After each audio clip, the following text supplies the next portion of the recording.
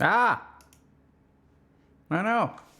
Clicked the wrong thing. How y'all doing today, my friends? Ah, what's going on? We doing good? Doing good? Life is good, man. I'm kind of chilling.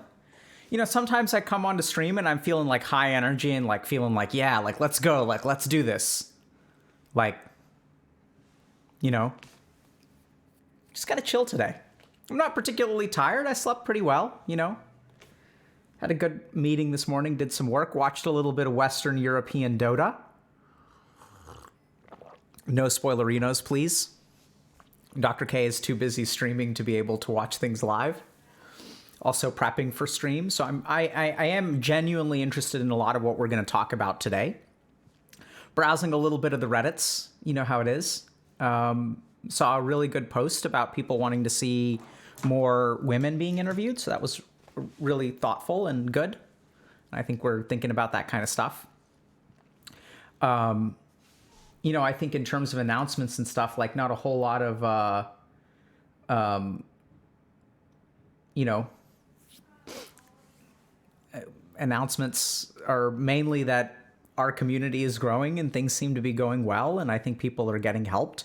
And we've got a careers channel on Discord. So people are sort of focusing a little bit more on career. We had a good interview on Wednesday for someone who is a developer who is struggling with burnout. It turned out to be a little bit different from what I was expecting, because when we think a little bit about burnout, I tend to focus a lot on external factors, but I think this person sort of really showcased internal factors towards burnout. We may put together a lecture around that later. And just in general about interviews versus lectures and stuff like that, I think for a long time we were doing all of these lectures, right? I mean, all of these interviews. And then what would happen is we'd have like tons and tons and tons of questions from people in our community and like, what do I do about this? Or I relate to this person a lot. And so I think one of the things that we were doing not a great job of here at HG is like, if you resonate with someone in an interview, like where do you go from there, right? So that person has the advantage of, you know, being live in the conversation where we can sort of start to map things out for them maybe a little bit. But for everyone that relates to that, like this individual person's solution may not apply to you. And so I think what we've done is swung the pendulum a little bit over to the other direction where like we focus a lot on, we just have this huge bank of like questions and topics that need to be explained and stuff like that. And so like we needed to address that, right? Because that's like, I sort of felt like we were leaving our community a little bit hanging. Interviews are fantastic. They're absolutely educational, in a sense, entertaining too, right? So they're like more emotionally engaging, maybe is a better way to put it, like more interesting, not as dry as a lecture. But here at HG, we really think about value, right? So like what helps the most as opposed to what is going to be the most successful. And so we've swung a little bit more towards, you know, subreddit stuff, lectures, things like that. And I think we'll start evening things out, right? So we can't do everything all the time, but that's also where you know we've got a lot of stuff in the works and things like that, and we're going to try to figure out how to do more, which is kind of the challenge at HG is like you can only do so much, but then how can we do more, right? I really love interviews too, so just from just so y'all understand, you know, I tend to spend maybe about 4 hours prepping for a 2-hour stream around like subreddit or lecturing, right? So like I'll read the posts and then I'll do research and like look up papers and stuff like that and like kind of map things out. And so it's like way easier from a life standpoint. Like I get to game a lot more when we're doing interviews because it's just 12 hours like less work every week. And I really love talking to people. I mean, that's you know, my biggest gripe about HG is that I actually spend like, this is the least amount of time since becoming a psychiatrist that I spend like spending time with like human beings. Nope, it's not freestyle. Well, so some of them are freestyle.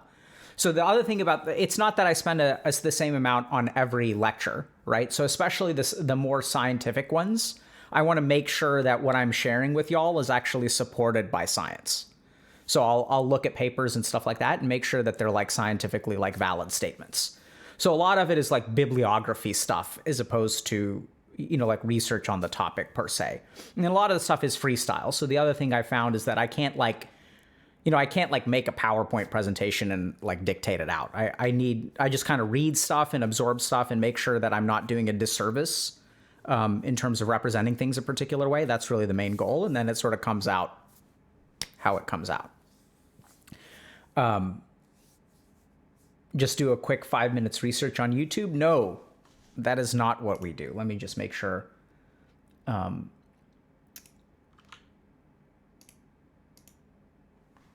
Right. So just like, for example,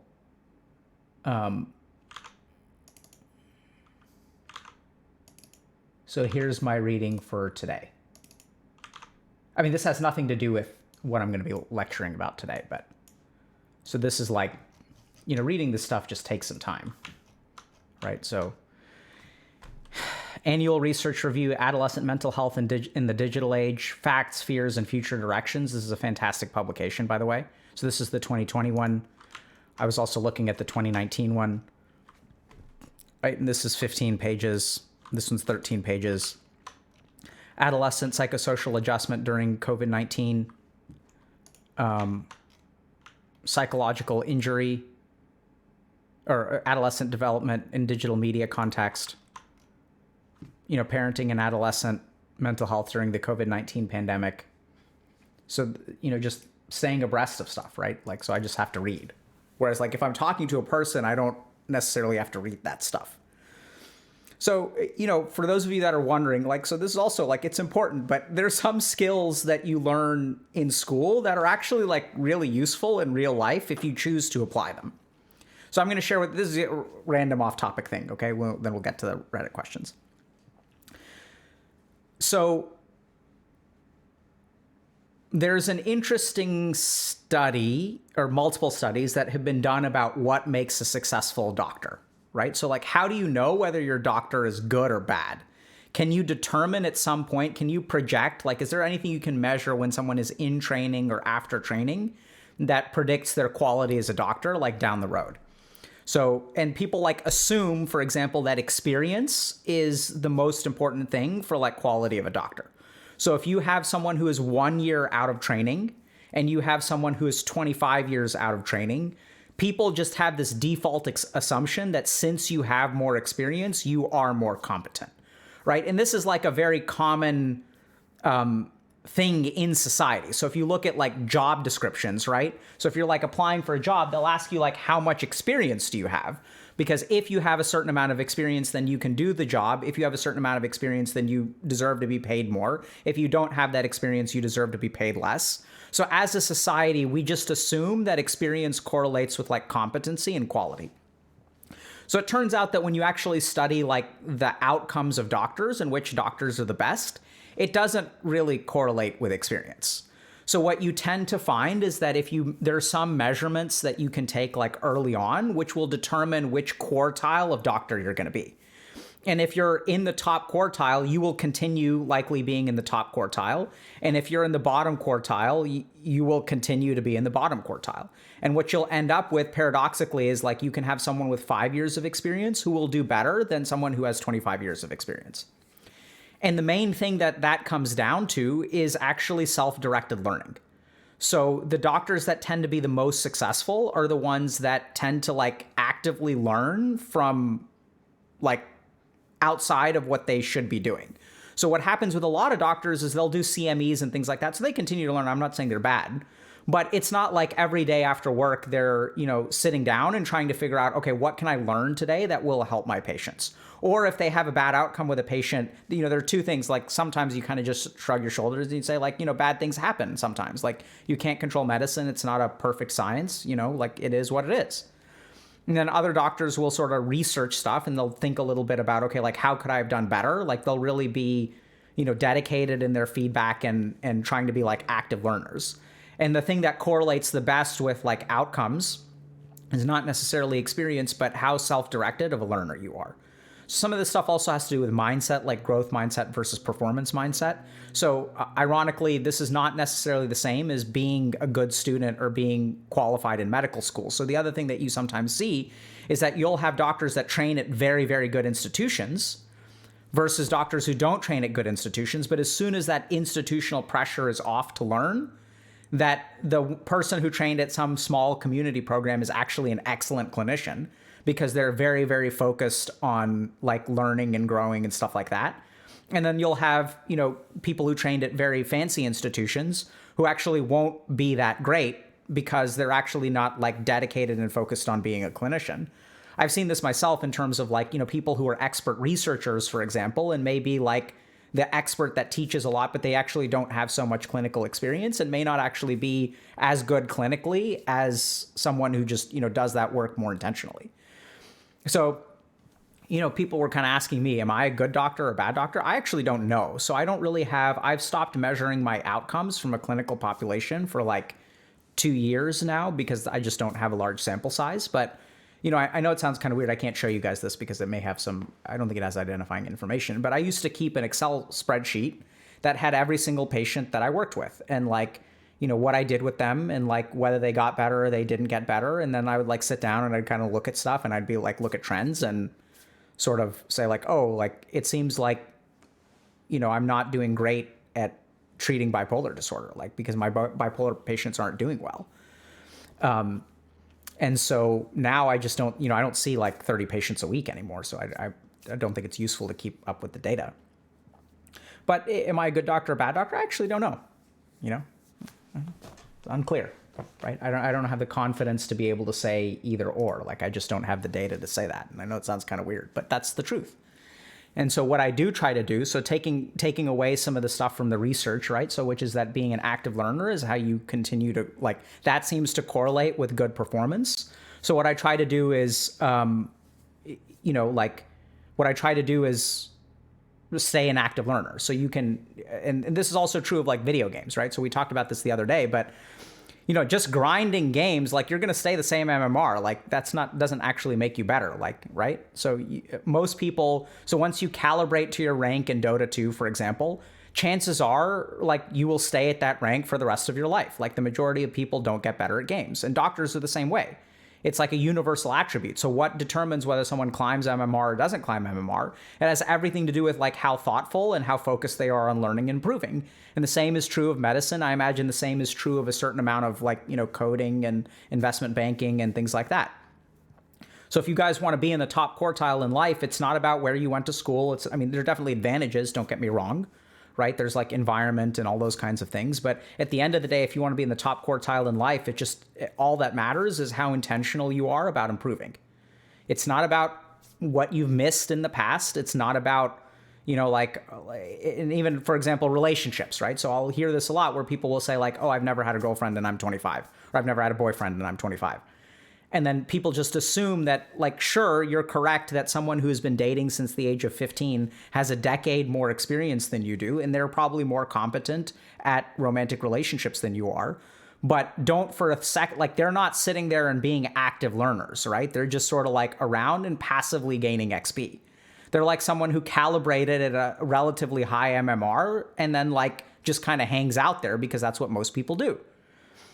Whereas in my experience, even if you've had no experience in relationships, if you spend 6 months to a year focused on learning how to be successful in relationships, you can outperform the person who has a decade more experience than you do. And that's just how the human mind works. Like, I'll give you guys another really simple example, right?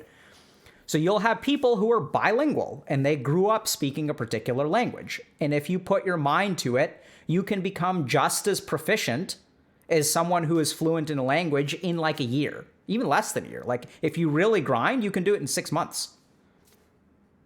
But like that person has been speaking this language for 32 years more than you have. And like, how is it that you can in 6 months speak just as well as they can? You may not pick up some of the cultural stuff that is like passively absorbed. But at the end of the day, if you put your mind to something, like that's going to ultimately correlate with good results, right? And so I just read a lot, right? And I read intentionally. I don't just passively like read random stuff. I put my mind to something and I say like, okay, we're going to try to like, so what I tend to do in terms of my own like learning is I'll pick a particular topic instead of reading one thing. I don't know if you guys saw, but I have like 6 papers all on the same topic. And so what happens when I read 6 papers on the same topic is I get a good sense of, okay, what do people agree on? What do people disagree on? And so I feel like I get a much more deep understanding of something by like almost doing like redundant kind of reading, right? So it's almost like studying where there's a certain redundancy to it. So my mind like practices with that concept. It's like, oh, I've read this before. Okay, I've read this before. Oh, this is a slightly different take. How do you know what exactly you want to read? What a great question.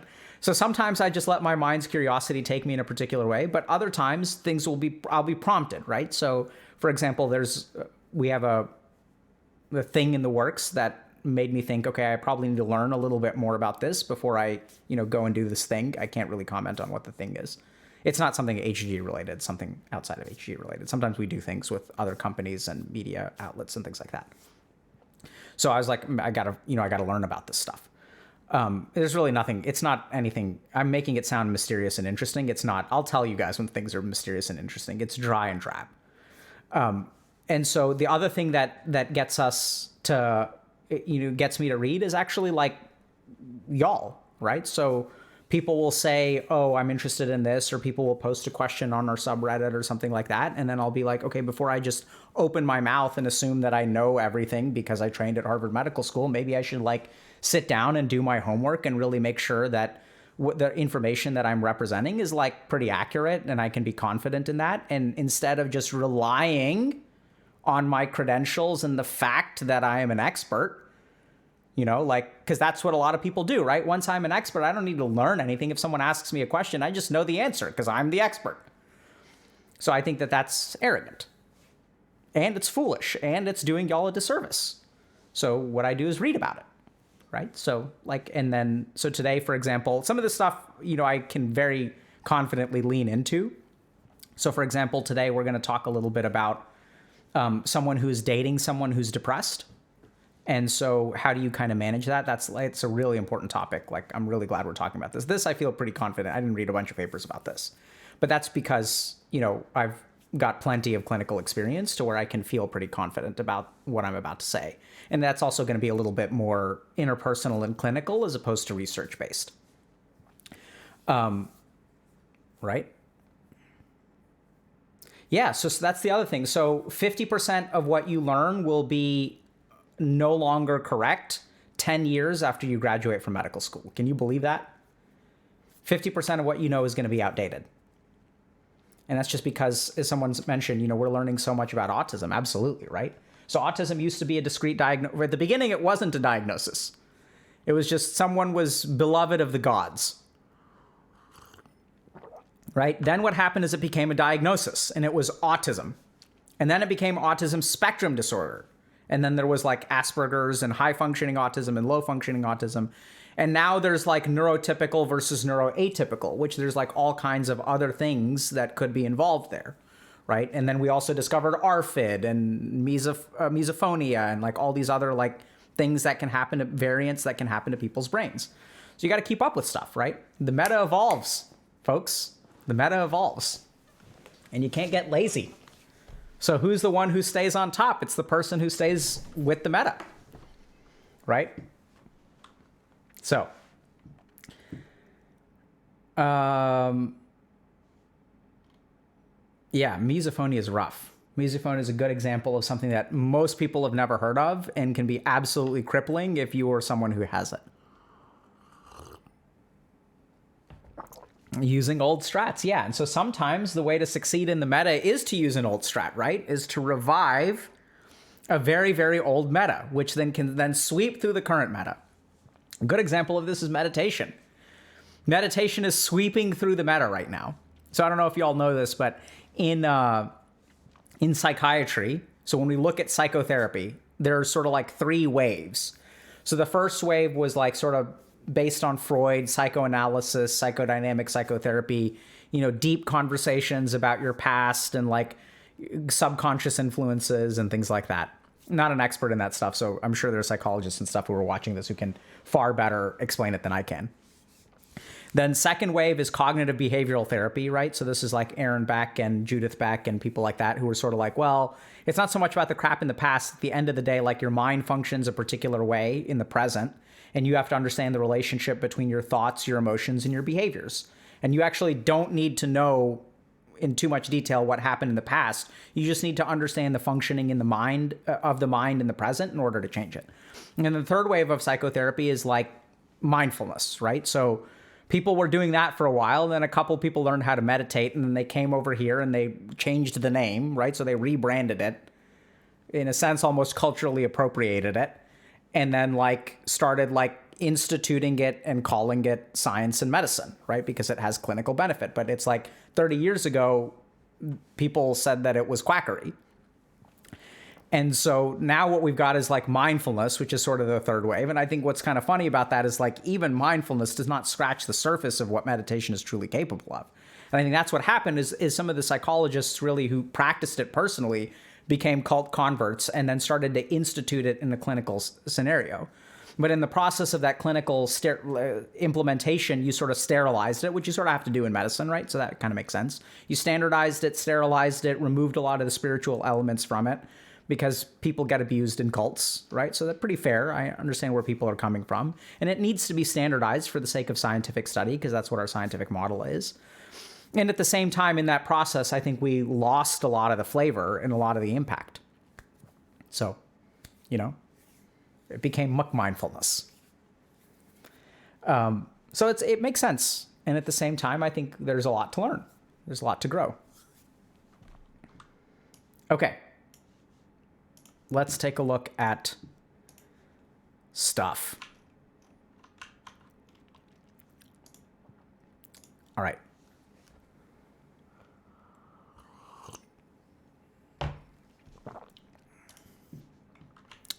Okay. What to do when your significant other is battling clinical depression. Hi, this is going to be a rather long text, so thank you in advance to anyone who may come across this post and taking the time to reading through it. My significant other has been battling clinical depression, going to a therapist as well as psychiatrist, plus taking meds, for a couple of years now, so I've known about his overall condition way before we became romantically involved, about a year and a half ago. I have to admit it was going to be a challenge, but I did not realize just how limited my knowledge on the subject was and how hard it is for him to live with this condition, especially during COVID. Most of the time, I'm able to think positively and not lose my patience.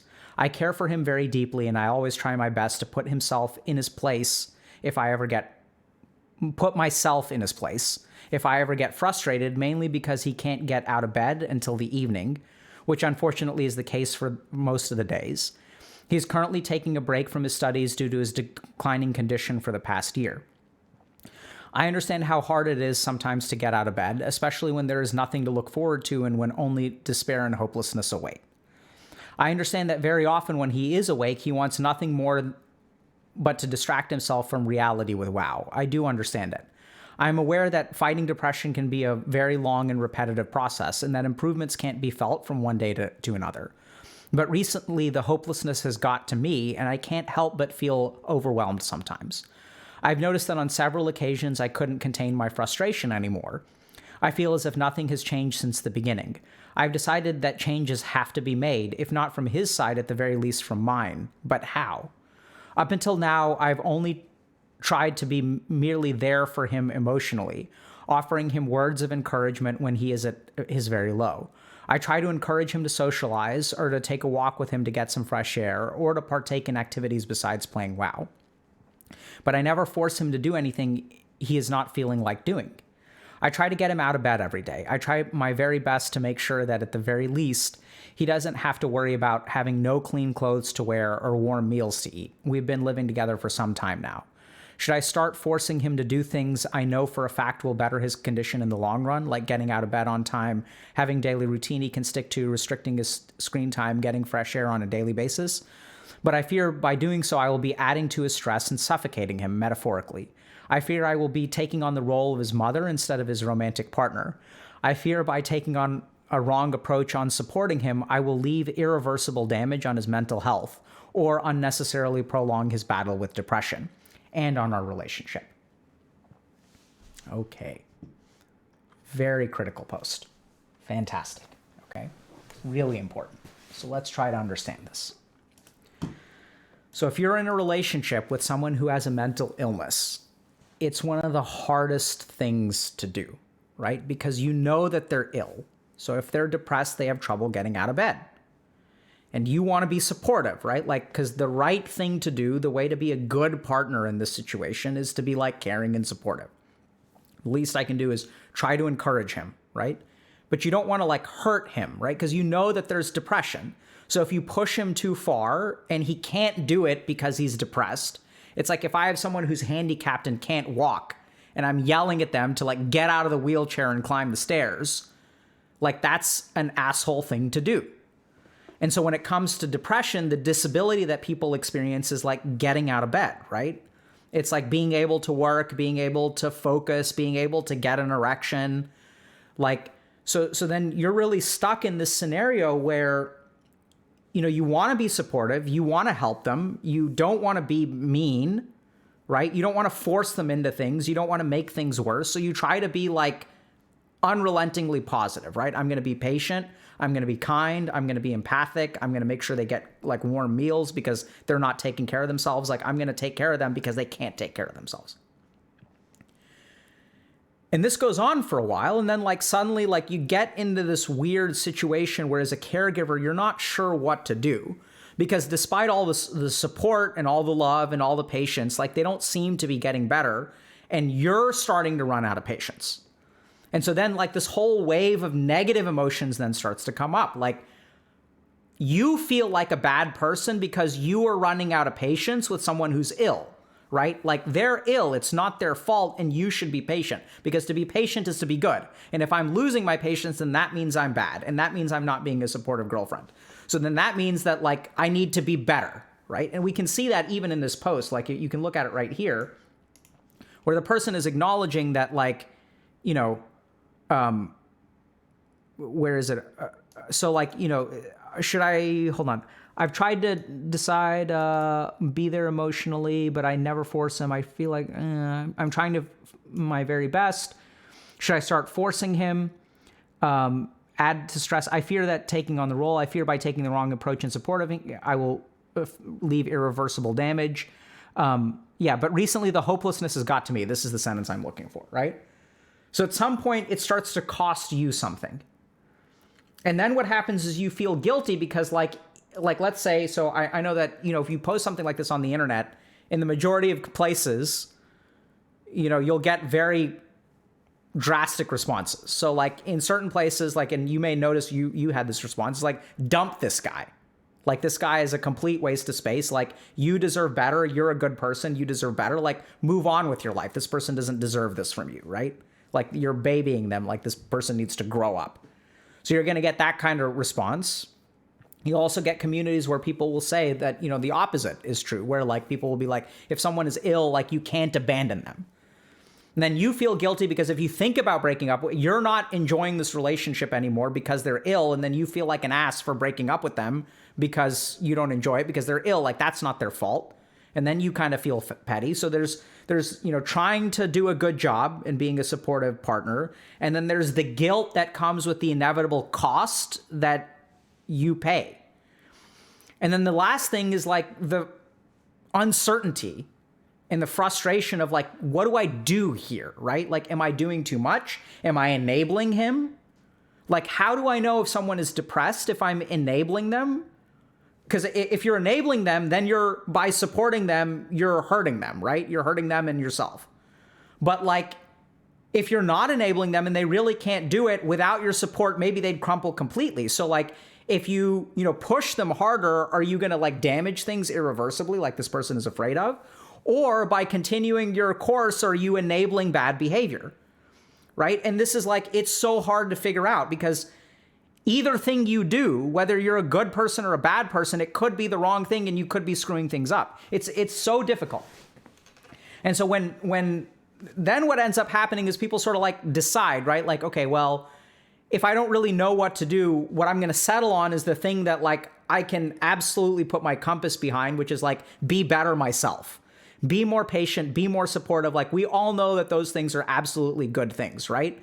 So like in the uncertainty of not knowing if I'm enabling him or if I'm supposed to push him or like what's going on, like let me at least know to do what I know to do is good, which is like be patient and be a good person and suck it up and be there for him and don't abandon them. Because abandonment we're pretty sure is bad, right? So let me like not do that, right? And so this is where people end up. So first thing is caregiver burnout is very real. We talk a lot about, so there's a ton of research on caregiver burnout when it comes to cancer.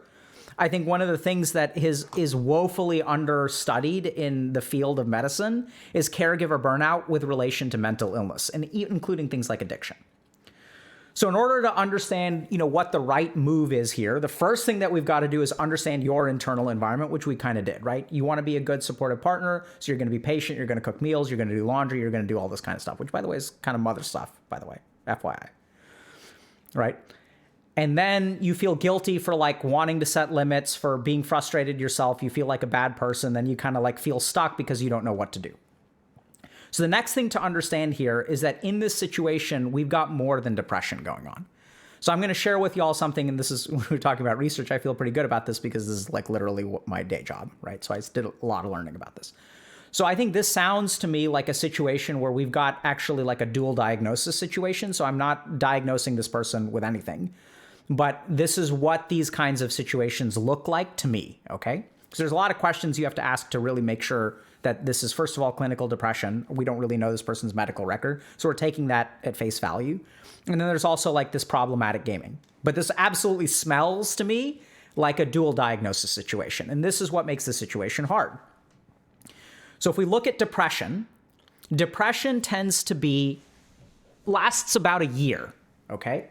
So clinical depression tends to be a organic, and by that I mean a biological process that tends to last about 1 year.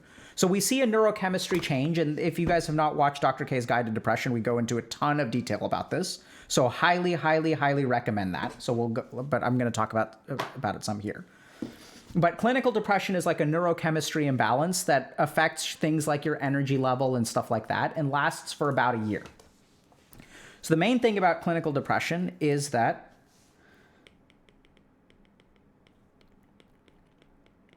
it tends to last up to 1 year. So the natural course of people who have traditional clinical depression, which is major depressive disorder, the most common form of contributor to clinical depression, is we see a normal life cycle of like depression and feeling good. So like this is the baseline. So here's an episode of depression. Here's an episode of depression. But then they should feel like relatively normal in this window and in this window. Okay? So what I'm hearing is that this person has been in this relationship for 1.5 years and it hasn't really gotten better, which suggests to me that there's more going on here than clinical depression. So if we see a scenario that is essentially like this, right? Where actually, let me redo that. So when we see a scenario that's more like this, where, here's the baseline that we're shooting for, and this person is kind of like there, okay? And they never rise above. Like there's never like a moment where they go above, okay? This tells me this is very common for something called dual diagnosis.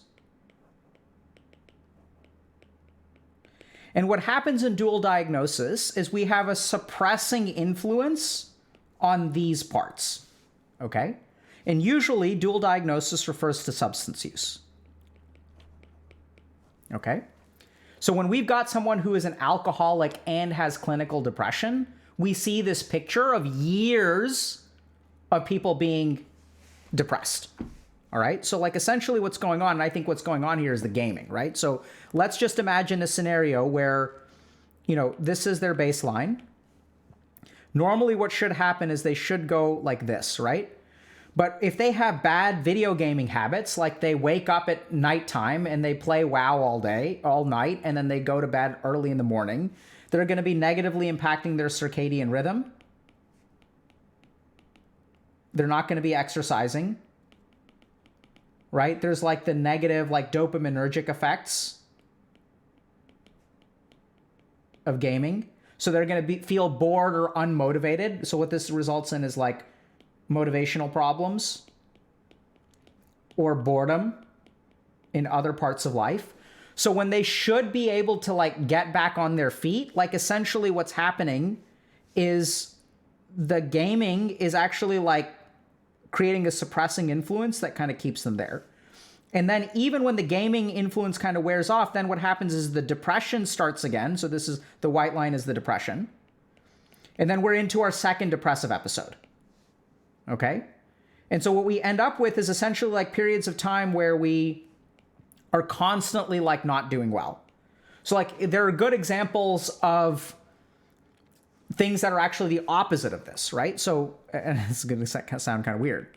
So if I'm depressed, okay, there's data that shows that having a pet is protective against depression.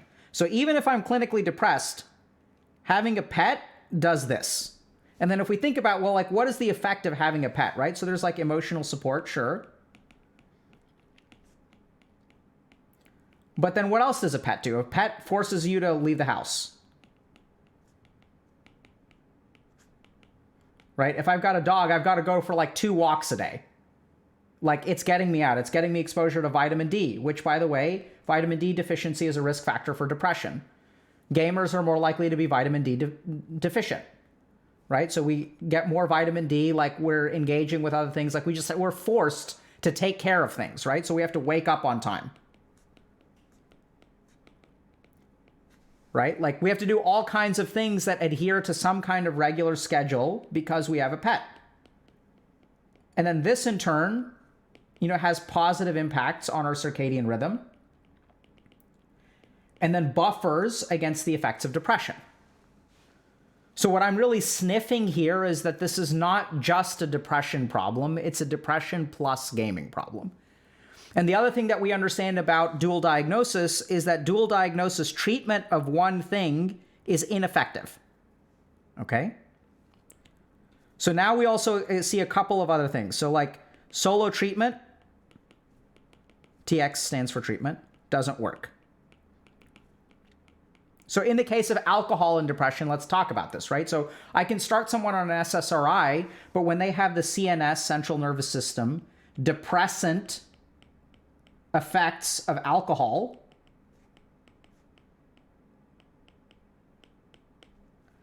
wow, that handwriting is particularly bad.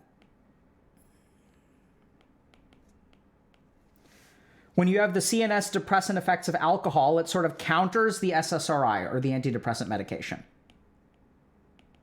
Right? Because the alcohol is a CNS depressant. It's going to like make you depressed. Right? Because people who drink or like get mopey and stuff like that. And then this in turn, like if you get drunk and you're hungover and stuff like that, it's going to be hard to hold a job. If it's hard to hold a job, like you're not going to wake up on time, and then like your depression has free reign. So it's almost like the alcohol and like depression work in concert to keep you down. And we see the same thing with gaming as well. And this is a pattern that I've seen over and over again. So since solo treatment doesn't work, we get this picture of I've been in treatment for years and I'm not getting better. It doesn't work. Right? And we sort of see that in this case too, where this person appears to have been like, in treatment for a couple of years, but their situation does not appear to be getting better. So people will conclude that treatment is not effective. Whereas what's really going on is it's not that treatment isn't effective, it's that there's a dual diagnosis issue that is preventing treatment from being effective. So the flip side of this is also true. Well, you can say like, okay, fine. So alcohol negatively impacts the effects of antidepressant treatment, but does it work both ways? And the answer is absolutely yes. So if I'm sober, right, and I have untreated depression, I start being sober. I've been sober for 6 months. And I start to get depressed. MDD kicks in. I get depressed. And now I feel bad all the time. What am I going to do? I'm going to start drinking. Right? Because you use alcohol as a coping mechanism. So as the MDD kicks in, you relapse. So we also see this issue with people who are struggling to be sober.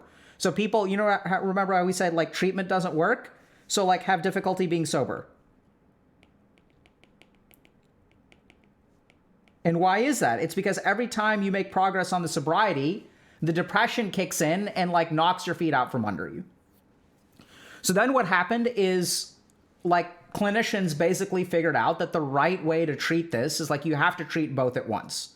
You cannot just make someone sober and then like leave them on their own because the depression is going to kick in and is going to knock their feet out from under them. So you have to make them sober and treat the depression at the same time. And the flip side is also true.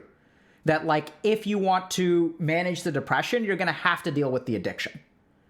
And so what I'm sort of seeing in a situation like this is that like there's no limits on the gaming. And the gaming is actually like propagating and worsening the depression. That would be my guess from this amount of information. Now to truly make a diagnosis, I have to do like a diagnostic interview, right? So I have to ask about frequency, duration of gaming, how long has this been going on? Do you experience episodes of depression? Do you not experience episodes of depression? Even in the video gaming, are there times like over the last year and a half where you've been particularly worse, like were there times where you weren't even able to play WoW? So there's 1,000 questions that you have to go into before making a diagnosis. So when we say we don't make diagnoses on stream, we're not just saying that as a disclaimer. It's like literally like you cannot do that unless you collect this kind of information, right? At the same time, based on my clinical experience, I've seen situations like this, and sometimes in situations like this is what it ends up being. So now the question is like, what do you do about it as a partner, right? What does the partner do? And so this is where I think that unfortunately, like you should probably start setting limits, right? This is the kind of thing where like, this is the real challenge of being a partner, is that you want to be supportive towards someone who has a mental illness. But you have to walk the very fine line of being supportive without taking responsibility. And this is where partners trip up. So you start to become responsible for their lives. And this is really tricky. So as a psychiatrist, like I'll have patients with bipolar disorder, right? And so like I expect my patients to show up on time. So like I have appointment like policies, right? Where if it's like, if you don't cancel within 24 hours, you get billed for the appointment or whatever. Like I need notice of a cancellation, right? And if you just serially don't show up for appointments, then I'm like not going to be your doctor anymore, right? Because I have no idea what's going on. Now that's tricky because if you're a psychiatrist, like literally the disease manifests in your patients as like not being able to show up to appointments. The disease manifests as having difficulty sleeping, going manic, and going on a gambling binge 3 states away, so they don't show up there for their appointment. So how do you navigate like the fact that you have to make allowances for this person because they have a mental illness, and at the same time still maintain some kind of healthy relationship?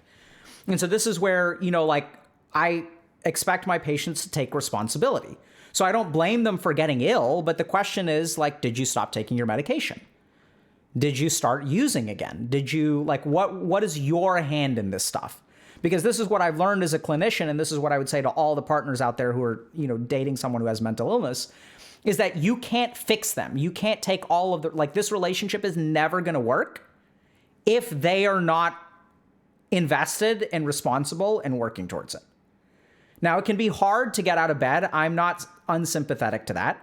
So sometimes I'll have like patients who will, call me the morning of and they're saying, my depression is really bad today. Like I can't make my appointment. And I'm not going to bill them if it's like 3 hours before the appointment because I recognize that that's a thing, right? So I have a policy, but whether I enforce it or not is sort of depends on the person. But I still expect a certain amount of like responsibility. So I understand that you're feeling bad today, but I have a life too, right? And like you owe something to me in this relationship. I'm not talking as your psychiatrist, like there's a certain amount of work you have to do as a patient. So I can do so much as your psychiatrist. I can show up on time. I can be compassionate towards you. I can be patient. I can prescribe medication. I can review your medical record. But you have some role to play. Like you can't show up in my office and then like leave once and then expect me to fix everything in your life. That's not how it works. I mean, people have tried that. It just doesn't work. Like you cannot fix another human being. So I have to do my part. I have to do my dharma in this relationship as a treater. And the patient has to do that as well. And so this is where, like, if you've got a partner who's doing this, like, I understand that, you know, let me find this.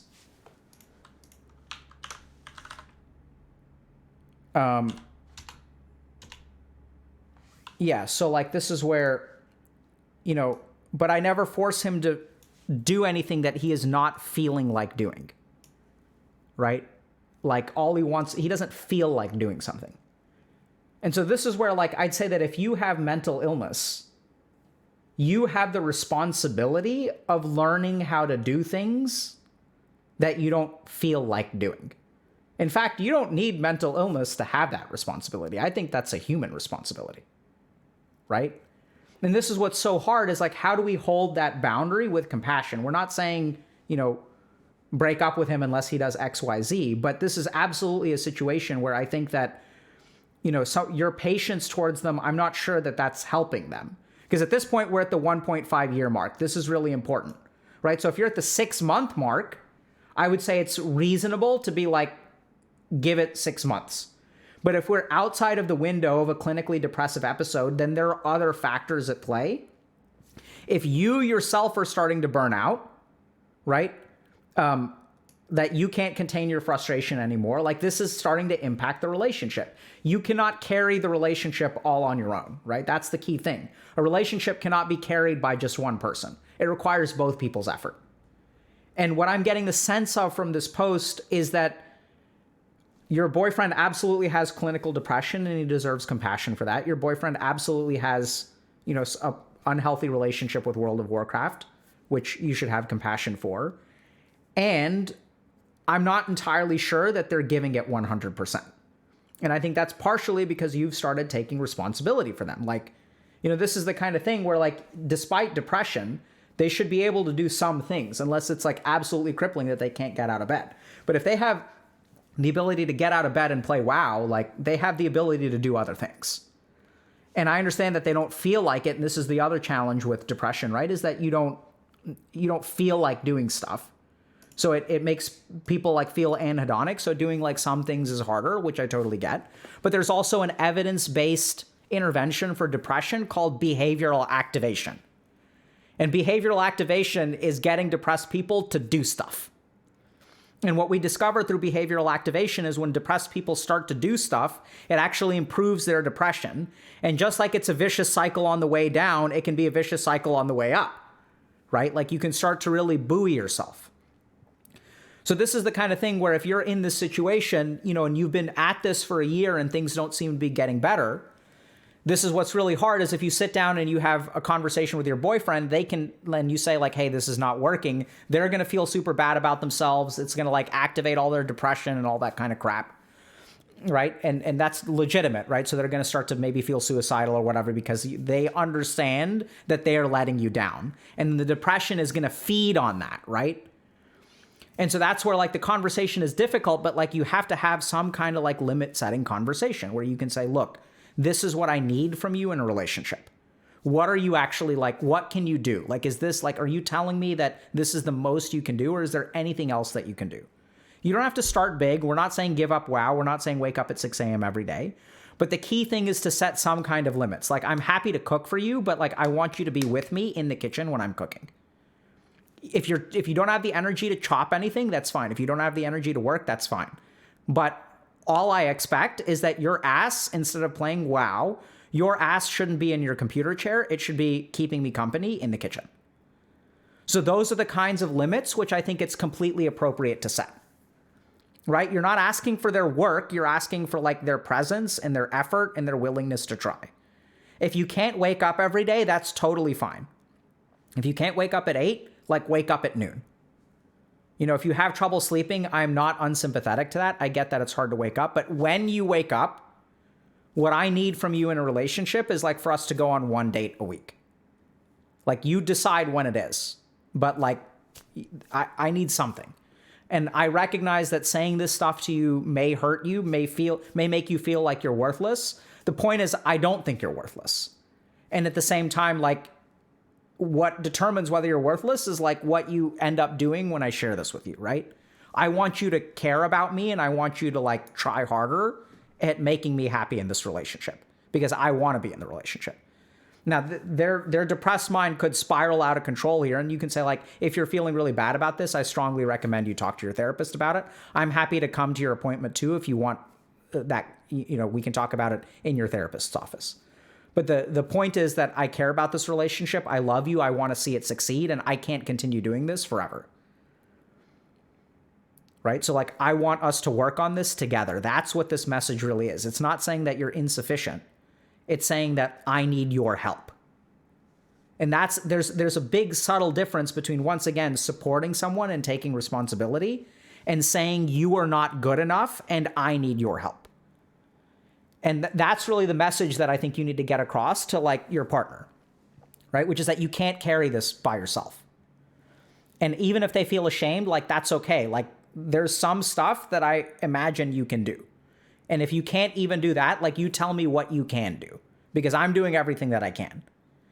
And there's also other tricky things. Like, sometimes people just sort of passively go to, like, therapy and don't really do the work there.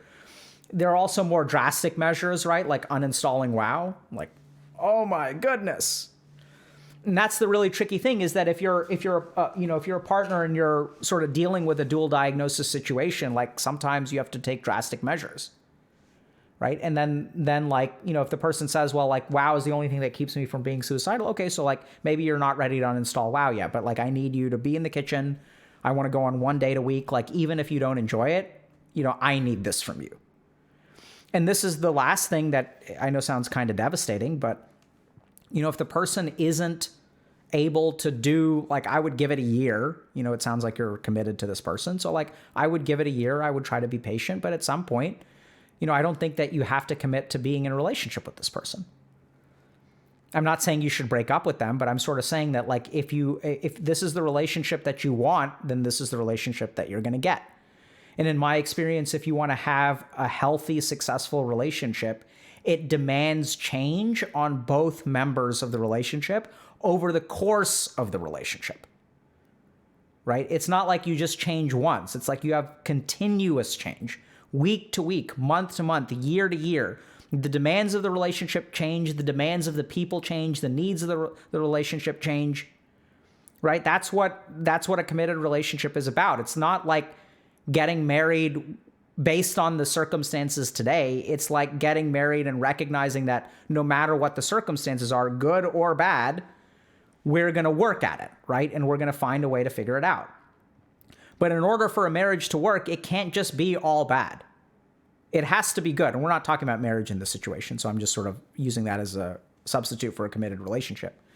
But if this has been going on for a year and a half, like, I don't know how much patience you've got left. Like, your tank sounds like you're starting to run on empty, right? And then you're stuck in this relationship because you feel guilty for abandoning them, and then you resent them, but you don't allow yourself those feelings of resentment and anger towards them because they're ill. And then you end up hating yourself because you're such an asshole, because you feel frustrated towards someone who's ill. And then that eats the relationship on the inside, and it's not like it's dead anyway. So people are saying, oh my God, like 1 year is so generous. Like, I get that y'all feel that way, but I think that what I'm hearing from this person is that they're very committed to trying to make this work. And I think that this is not something you fix in 6 weeks, right? This is the kind of thing that takes, like, a lot of time and a lot of patience. And, I tend to advocate for trying to make things work as opposed to just moving on and looking for something better. But at the same time, there's got to be some kind of limit, right? So, like, even in my practice, I'll give people passes. Absolutely. I'll try to make things work. But if someone, like, repeatedly no-shows after we have these kinds of conversations, it's not like a number. But, like, so for example, generally speaking, I kind of think about, like, 3 no-shows in a row before I start to, think about terminating with someone. But then I also kind of acknowledge that depression can last for a couple months and someone can have a really bad month. And so they're going to miss, like, 3 appointments in a row. That usually doesn't happen like that. But they miss one appointment. If they've fallen off the face of the earth, they don't make the next one, right? So it's really only one missed appointment. But I think there's, like, we should be patient with people, but we should also, like, respect our own limits and boundaries, right? We're not divine, where, like, we're an endless source of patience. And furthermore, I don't know that an endless source of patience actually is the best thing for people. So you don't want to be endlessly patient with your kids, right? Like if my kid walks up to me and starts smacking me across the face, I don't just want to like allow them to do that behavior, right? I want to teach them that you have to set limits on stuff. Like there are consequences for your actions. And so in that same way, what I'm sort of getting the sense of is that based on your love, based on your guilt, based on your appreciation and respect for people with mental health issues, you've started to really start to take responsibility for his well-being. And when you've taken the responsibility for his well-being, he's stopped taking responsibility for the well-being. And I don't know that that's a great prognostic sign for the relationship. The main caveat here really being the timeline, because if we're talking about the debilitation of clinical depression, that should end within about a year, right? So there are other factors at play. And I think that like ultimately the best thing for the relationship is for you to, set some kind of limit, ask for help, and then like let him help you, because once he starts helping you, you can say thank you for doing this. And then he will feel good about himself, right? Because right now there isn't even an opportunity for him to feel good about himself. So like ask for something, let him do it, and then express gratitude and appreciation. So there are all kinds of things that like you don't have access to in this relationship. And it starts with sort of like, setting some kind of limit, having a conversation, asking for something, and letting him kind of step up to the plate. And hopefully things work out. I think it sounds like he's lucky to have you. And this is where everyone sort of assumes that she's not lucky to have him, where I think, did we even know that this is a woman? We just assume, I just had a heteronormative assumption there. So maybe it's a dude. So like, this person may be lucky to be dating this person, like this, the person who's suffering from depression. We just don't know. Right? Questions?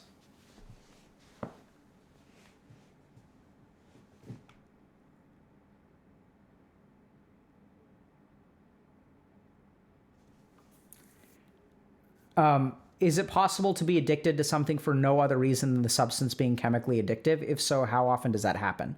Yes. So let's remember that for biological substance use disorders, there's a lot of genetic inheritance, right? So like some people, and there have been fMRI studies and stuff that show this. If you take someone who's addicted to alcohol and you take up someone who's not addicted to alcohol, you give them one sip of alcohol and then you scan their brains to see how their brain responds to the alcohol.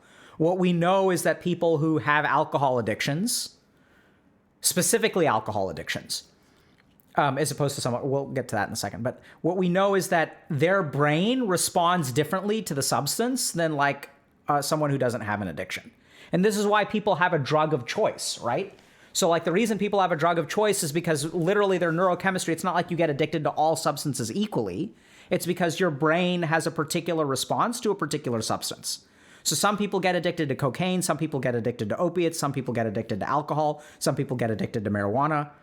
So we get addicted our brains have different vulnerabilities. And then the genetic component also strongly suggests that there's like actually like a transporter or other kind of like genetic piece of machinery on our cells that makes us particularly vulnerable to that thing. And since the code for that particular transporter or receptor is, written in your genetic code, you pass that vulnerability on to your kids. Now, there's more to it than that. So you can absolutely have a genetic vulnerability. And I've worked with some patients where if you talk to them, that's very clear. Like the first sip of alcohol that I ever had was disgusting. Like I thought it was grotesque. And even now when I drink alcohol, I think it's disgusting. Like I don't like it. Like the taste isn't good. Whereas some of my patients, they'll be like 9 and they'll take like a sip of a beer and they're like, holy God, that is just God's nectar and ambrosia. It tastes amazing. Like their first sip of it is just so, psychedelically elevating. And so their response to it is very different. So you can absolutely have like a genetic vulnerability to something. And then there's also a psychological component, right? That's not the whole story. So then what happens with addiction is you have a genetic vulnerability, and then so for some people, they have a very, very hard genetic vulnerability. Then you've got people who have basically no genetic vulnerability and just developmentally they get addicted to the substance. And then you have people in the middle, which is, so growing up, I went to college, I partied a lot, never really had too big of a problem with alcohol. And then I went through a divorce. And then the emotional pain plus the mild genetic vulnerability from alcohol resulted in a real bad addiction, where now it's fulfilling psychological needs for me. It's letting me numb out. It's letting me cope with these problems and stuff like that. And then you get that's the more common scenario. But for a lot of people, there is, especially with alcohol, there's a really bad genetic vulnerability. But when we think about addiction, I tend to think about genetic vulnerability plus environmental influence is what results in addiction.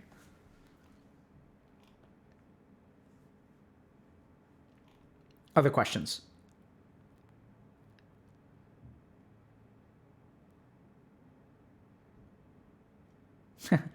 If there's alcoholism, one second. Hello? Hey, do the disclaimer. We haven't had it yet. Oh, sure. Okay, thanks. Hey, so we didn't do our disclaimer today. So just a reminder that everything we discussed today on stream is intended to be for educational purposes only. Nothing is intended to be taken as medical advice. We probably should have done that earlier. But, we're especially because we're talking about a lot of clinical stuff today. So apologies for those of y'all. I mean, I haven't said it yet, but it's absolutely true. So if you guys do have questions like some of this stuff, you should absolutely go speak to a provider and, ask them the specifics. Yeah. So other questions. So if there's alcoholism on both sides of your family, should you never drink? How careful do you have to be with general addiction? So I'd be super careful, right? And this is also where, there's a growing profession of genetic counselors where, so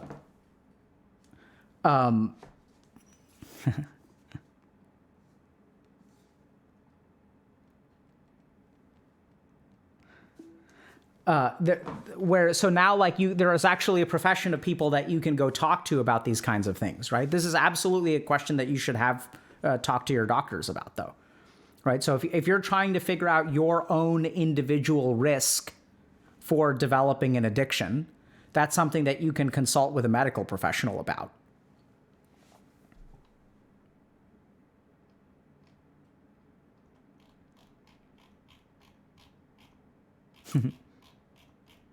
Yeah, so some people are saying too late, some people are saying saved. Who knows, right?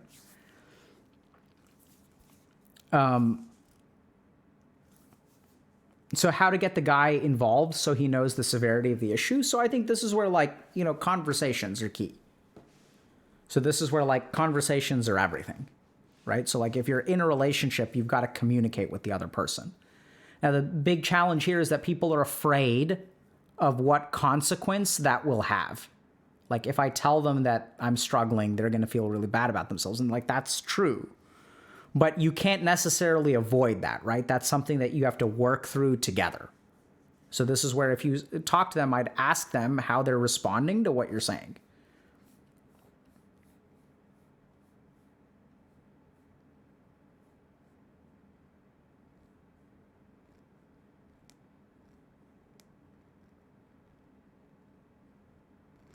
Yeah, so y'all should, there is a guide to, there's one lecture about how to communicate. So I think that's really good. So there are a couple lectures. How to communicate, I think, is a really good one. There's another one about how to convince anyone of anything. So check out those two. But we are actually working internally on something that's a little bit more robust. So one of the cool things about HG is it's not just Twitch and YouTube, right? We have a whole community.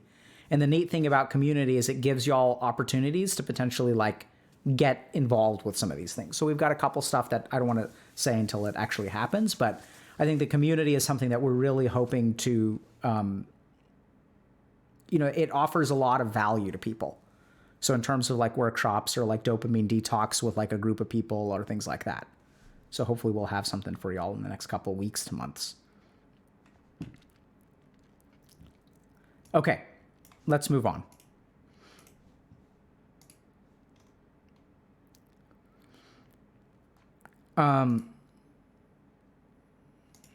Okay. So this post, I think, is a little bit trigger warning, right? So it's going to be a post about someone who is sexually assaulted at work. I'm not going to spend that long on it, but I do think it's important to talk a little bit about, because I think there's like one basic piece here which is really important. So let's just go ahead and go through it. So fair warning, okay? Was sexually assaulted at work, reported it, got fired, lost all my friends and professional standing. First, forgive me for a couple of things. Using a throwaway, I'm a regular on the sub on my regular account. Cool, welcome. Thank you for participating. But due to some legal concerns, I have to be careful what I say. It makes perfect sense. We appreciate you using a throwaway. So I figured it's safest to just keep myself anonymous. Generally withholding details, totally fine. You don't need to provide us with details. I'm in my 20s, have a very prominent job for my age. I left college early to follow this career path, and it enabled me to work for a cause that meant the world to me while also making a very good living for my age. A few years ago, the person M, who would soon become my boss, sexually assaulted me. Not only was he a coworker, he was a close friend, so I didn't say anything. After some time, I heard he did it to another coworker. I still don't say anything. It took me years to finally get the courage to go to HR. I called them, made it clear I had no intention to do any damage to the company, and just wanted to do my part and have this reported. 1 week later, I was fired. You'd think that would be the worst of it, but nope. Since then, all of my former coworkers and colleagues outside of that company have either completely stopped talking to me or started acting very weird and standoffish when talking to me.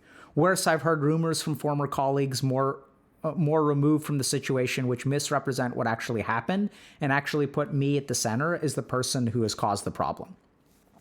I've applied to countless jobs in my field and have either been rejected outright or simply not responded to. Oh, did I mention that some of my very former friends and colleagues who have stopped talking to me actually immediately gave a job to my assaulted as soon as he was fired? That bummed me out a little bit. The worst part, aside from being broke, losing respect I had in my industry, and essentially being run out of my own state, is the effect that this has had on my personality. While I've clung to family and the last few friends I have left, they have consistently pointed out and gotten annoyed at my inability to let it go or move on. They say I've become angry and paranoid, that I fly off the handle every time I'm reminded of what happened. And the thing is, they're right. I don't know how to move on. My instinct is to set the record straight and tell everyone what happened. But due to the terms of my settlement, I ended up pursuing legal action, blah, blah, blah. I can't disclose anything which could be taken as violating my NDA or non-disparagement agreement. So setting the record straight is not an option. I have to remain silent for the rest of my life. I can't talk to my friends or family without coming off as unhinged and needing to get over myself. Told this by my best friend. I have plans for school, but either way, I have to start my career over from scratch. My support system exists, but I'm scared to run them off. My assaulter is living his life as normal, and I'm in exile, literally. I'm stuck in this community is the only one I can think of to talk to. Anyway, if y'all have any advice, I'm all ears. Before anyone asks if this gives any context, I'm straight. My assaulter is bi. I didn't know he was bi until after the assault, but I kind of always figured. This isn't my first time being harassed by another man or woman for that matter, but that's a whole other post. But it was my first time being assaulted. The response has been what you'd expect for a man being sexually assaulted. So, I want to once again applaud this person for posting, because I think this is the kind of story that actually, I was going to say we see a lot, but unfortunately happens a lot, but I don't think we see a lot. Right? So, not just because this person is a man. So what's very, very common is when you are in a work situation, you get assaulted, you report it, which is what you're supposed to do in a sense. And then stuff goes off the rails really quick, right? So it sounds like this person was fired, but it sounds like the assaulter was fired and the victim was fired, which doesn't make any sense to me, but that's neither here. I'll talk about that in a second. But then the other thing that I really want to highlight about this, which is very, very common, is this person's experience of this, right? It happened. They didn't say anything about it. Kept happening. They didn't say anything about it. They started talking about it, and their life starts to fall apart. I think what's very, very hard to accept, but unfortunately very true, is that victims of sexual assault tend to be incredibly marginalized, right? And so this is where sort of the Believe Women, Me Too kind of movement kind of came out, because what happened with Believe Women is that this was the common experience of women. Now, this is not just the common experience it's not exclusive to women, but I think what happened is we had a society where this would happen to tons and tons of women, where they would play by the book, they would get assaulted, they would report things to HR, and they'd be blackballed and fired, right? What would happen is they'd get fired, and then other companies would not want to hire them because they don't want to hire someone who's accused someone of sexual assault. Because what if they accuse us of sexual assault? What if we did nothing wrong and they still accuse us anyway? Right? So they sort of get branded with the scarlet letter. And this is not an experience that's exclusive to women, as we can clearly see here. I think what's kind of unfortunate is that people don't take sexual assault victims seriously to begin with, on the whole. And sometimes actually men have it particularly bad, because men are sort of taught in society, we're sort of taught that we should get over stuff, right?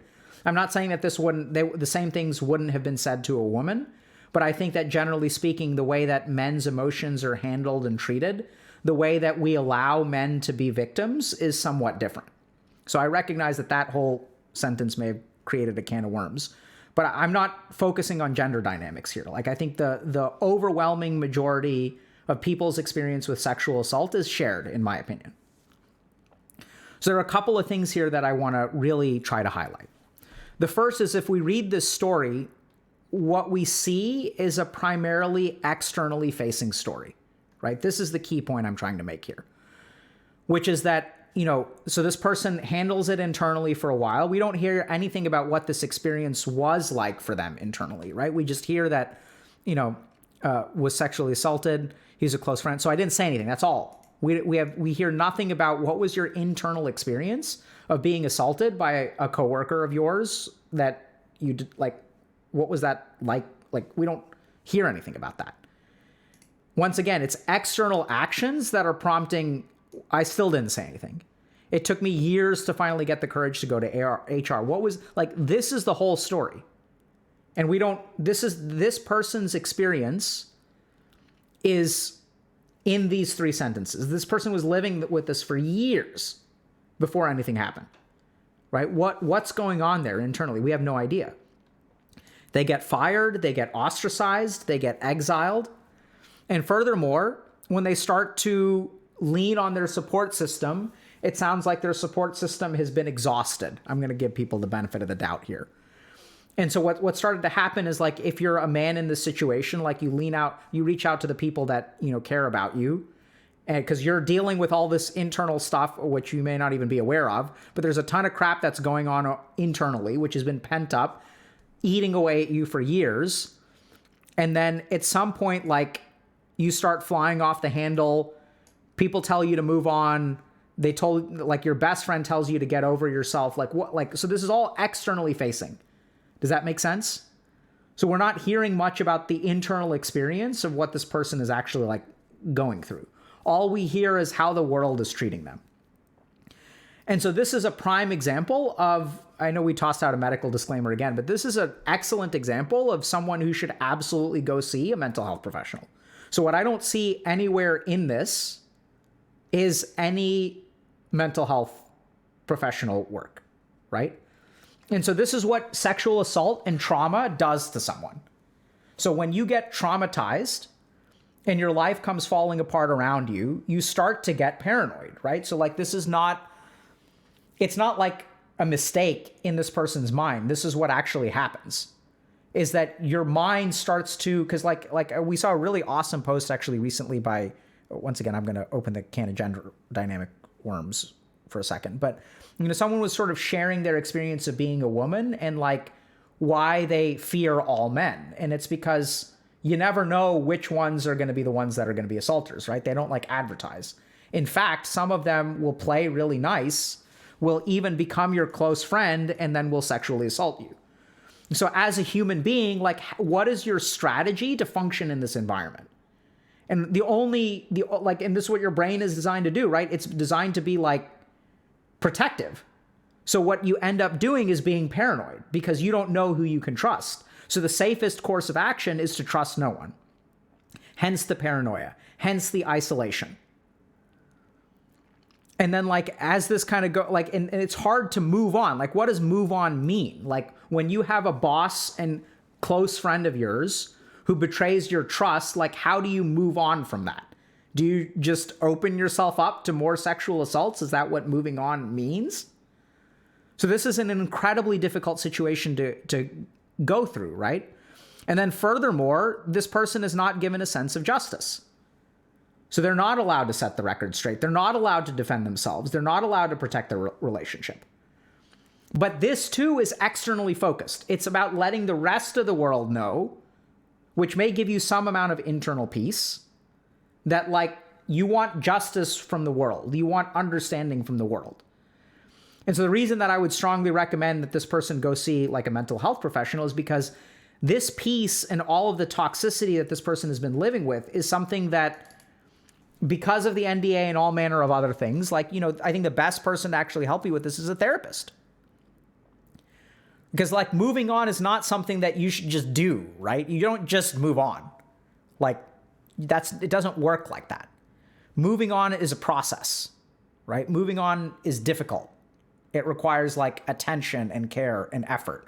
It requires compassion. It requires being able to build trust again. And so I think that this happens so often where when people get sexually assaulted, they're looking to the rest of the world to like make things right, which is sort of makes sense, right? Like we absolutely want change in the external world. But in that process, sometimes what we actually end up doing is not prioritizing our internal emotional health. So the NDA, the lawsuit, all that kind of stuff, your friends and all that kind of stuff. Because the other thing is that, you know, friends may not be equipped to manage the consequence of a sexual assault. Like that's not something that you learn when you're like figuring out how to be a good friend. It's like something that actually requires effort and formal training even, right? Because it's a serious thing. It's a major psychological injury.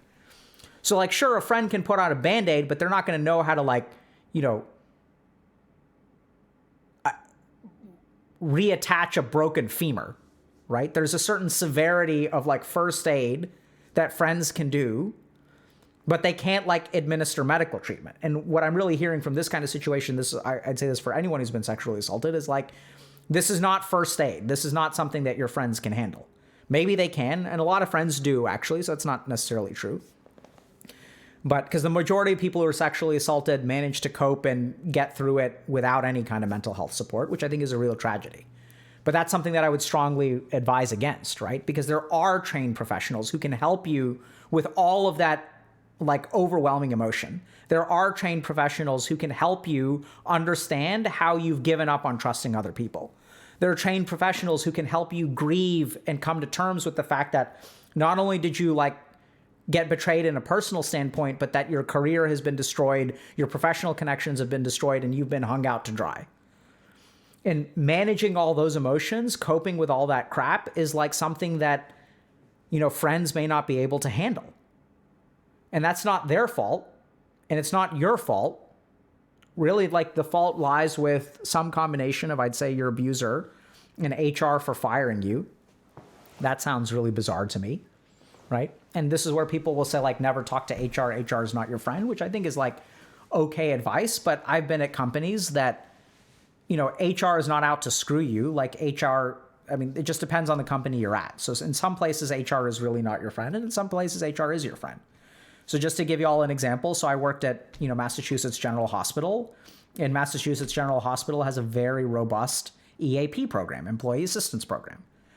And so if you're an alcoholic, for example, and you go to HR and you say, hey, I'm struggling with alcoholism, HR is not going to fire you. They're actually going to force you to go into the EAP program, which is the Employee Assistance Program, and get you some of the best quality treatment for alcohol addiction in the world.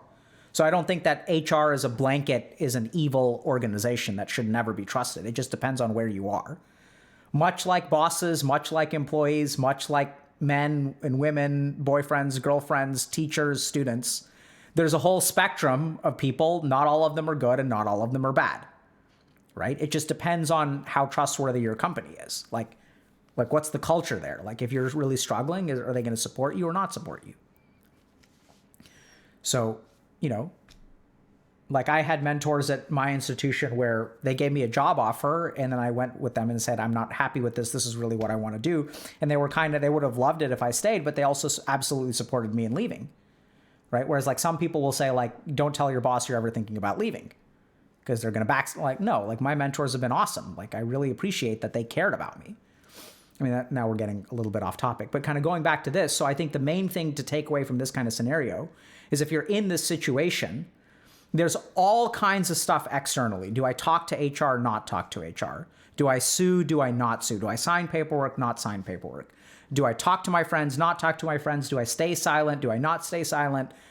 You know, how do I connect with professional colleagues? How do I rehabilitate my professional reputation? Do I go back to school? Do I move states? Do I stay in the industry, not stay in the industry?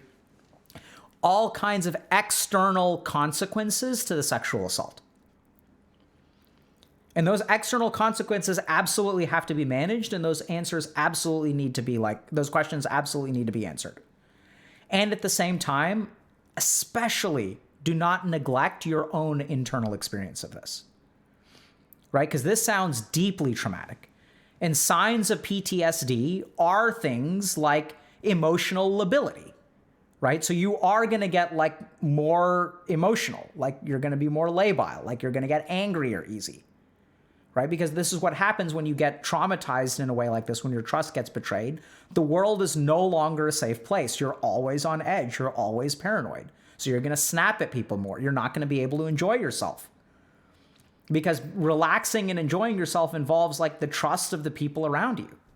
Right? And when you lose trust in the people around you, how on earth are you supposed to enjoy yourself? And so the strong, concrete advice I would give this person is absolutely go see a mental health professional that, you know, it's been neglected, right? So I'm not saying that to blame you, but sort of saying that like, you know, this would have been the first thing I would have told you to do is get because you deserve the kind of emotional support that you're looking for. You absolutely deserve not having to live a paranoid lifestyle. You absolutely deserve being like validated and understood and like having your story told to someone that you can tell because it probably doesn't violate your NDA, right? A protected communication because this is the other thing is like you've been muzzled, right? So you're like that resentment, that toxicity is like eating away at you on the inside. It's like someone's taken some kryptonite and like dropped it into your gullet, right? So that you've got this like toxic substance inside you that you're not allowed to get out.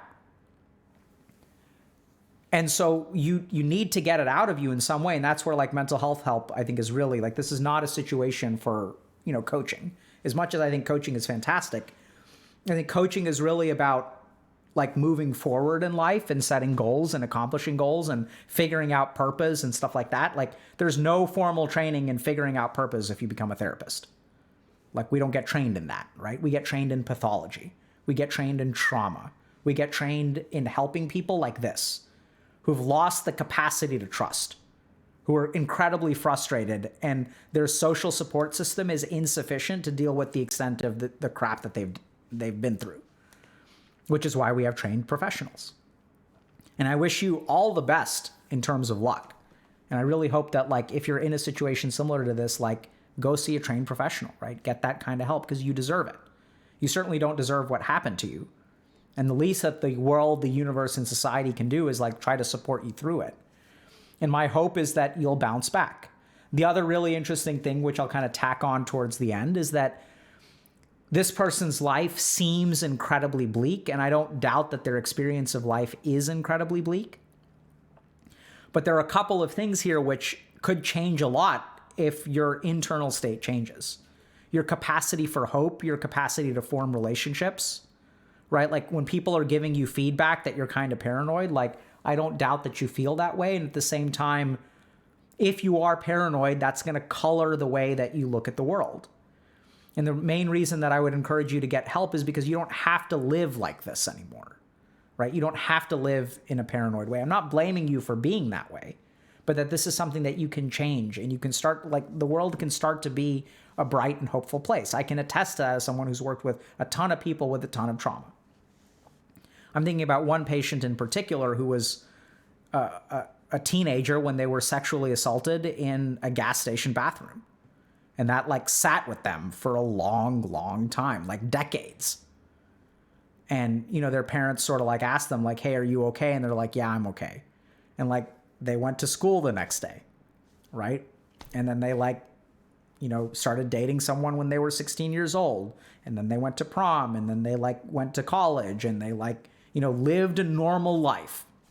And so everyone thought it was okay, right? Because like, you know, no one even knows the extent of what happened in the bathroom because this patient didn't even tell anyone, right? They clearly, like parents knew something was up, but they didn't really understand exactly what happened. The person never told them. And so for years, you're carrying that around. And on the outside, like you're kind of functioning, but like on the inside, like there's shit in there, right? And so like even a decade later, 2 decades later, working through it can absolutely change your perspective on life. And so you deserve not having to live a life with this perspective. And it starts with seeking mental health treatment. So I hope this person, you know, gets the help that they need. If any of y'all are in a similar situation, you know, I encourage you to, it's not my place to comment on talking to HR or not talking to HR, legal stuff or not legal stuff. You know, I'm not an expert in those things.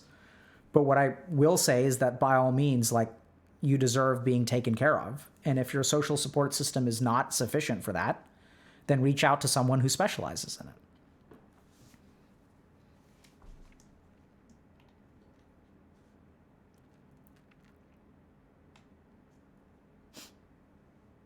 Listening to this, I feel like I have a burning ball in my throat. Anyone else?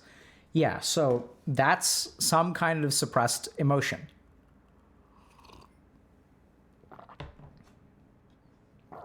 Right? So like, I don't know what that is, but that's something worth exploring. May not be something that happened to you, but you know, it's like that can be the first step to a healthy reaction, even if it can hurt.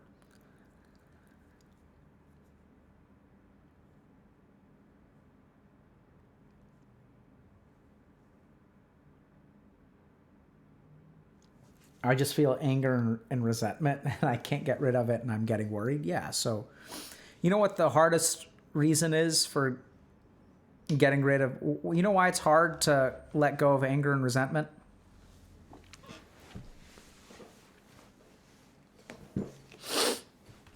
It's because we don't want to. Right? So if someone does something bad to me, and I resent them for it. If I let go of that resentment, if I let go of that anger, they kind of get a pass, right? What you want is justice. You don't want to let go. You nurture it, you keep it, you grow it. Anger and resentment. You're not going to give them a pass. And so you'll hold on to your anger and resentment as long as you need to until things are made right. Right? So it's hard. It's hard to let go. So is it healthy to let go? Sure. Because justice and resentment don't have to go hand in hand, right? You can be calm and detached and still seek justice. So I'm not saying that you should be, and this is the big story of the Mahabharata, for those of y'all that don't know, right? So this is a story of 2 sets of cousins. One set of cousins is king, or they're like, their family is king. The other set is resentful, and they have a good claim, right? So it gets complicated. But if things had been a little bit different, Group A would have been kings, and Group B would have not been kings. Instead, it's the other way around. So they end up fighting a war. And on the eve of battle, one of the people who's one of the good guys is like, I don't think that it's worth killing family members over the sake of like a kingdom, right? Like, it's not worth it to fight my friends and family for the sake of like a piece of land. And that's where, you know, so he gets the advice that like sometimes you have to fight, right? Sometimes you have to seek justice and fight against injustice, even if it's personally painful. And the way to be at peace with that is to like learn how to detach and to seek justice and do your dharma and like also have your mind at ease. And so in his case, he kind of has despair as opposed to resentment. But, you know, you can act in a just way without being resentful. Yeah, so that their conversation is Arjuna and Krishna, and that becomes the Bhagavad Gita. So the Bhagavad Gita is a tiny piece of a larger epic called the Mahabharata. They're not part of the Vedas, no.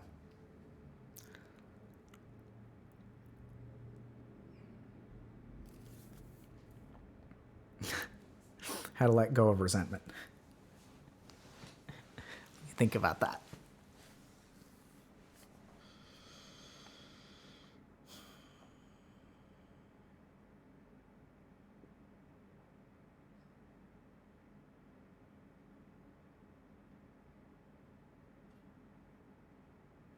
So I think if you want to let go of resentment, okay, the first thing you have to do is figure out, do you want to? And I'm not saying that there isn't a part of you that wants to let go of resentment, because it doesn't feel good to be resentful, right? But what you really need to ask yourself is, am I really ready to let go? Am I willing? Maybe want isn't the right word. Because there's a part of you that wants to let go. There's a part of you that wants all kinds of stuff. But are you willing to let go of resentment? And the reason people have trouble letting go of resentment is because they don't think about what it will cost them to let go of resentment. So the first question is, are you willing to let go? The second question is, what would it cost you to let go of resentment? And the cost is usually so high that we're not willing to pay it, right? Because like the cost is things like, so let's say that, you know, so let's say I'm in a relationship and my partner cheats on me, and then I harbor resentment towards my partner. And so if I like let go of that resentment, like my partner gets off kind of scot-free, right? Like they don't, like I'm not willing to accept that. And so, and we can even see it actually in this post where like,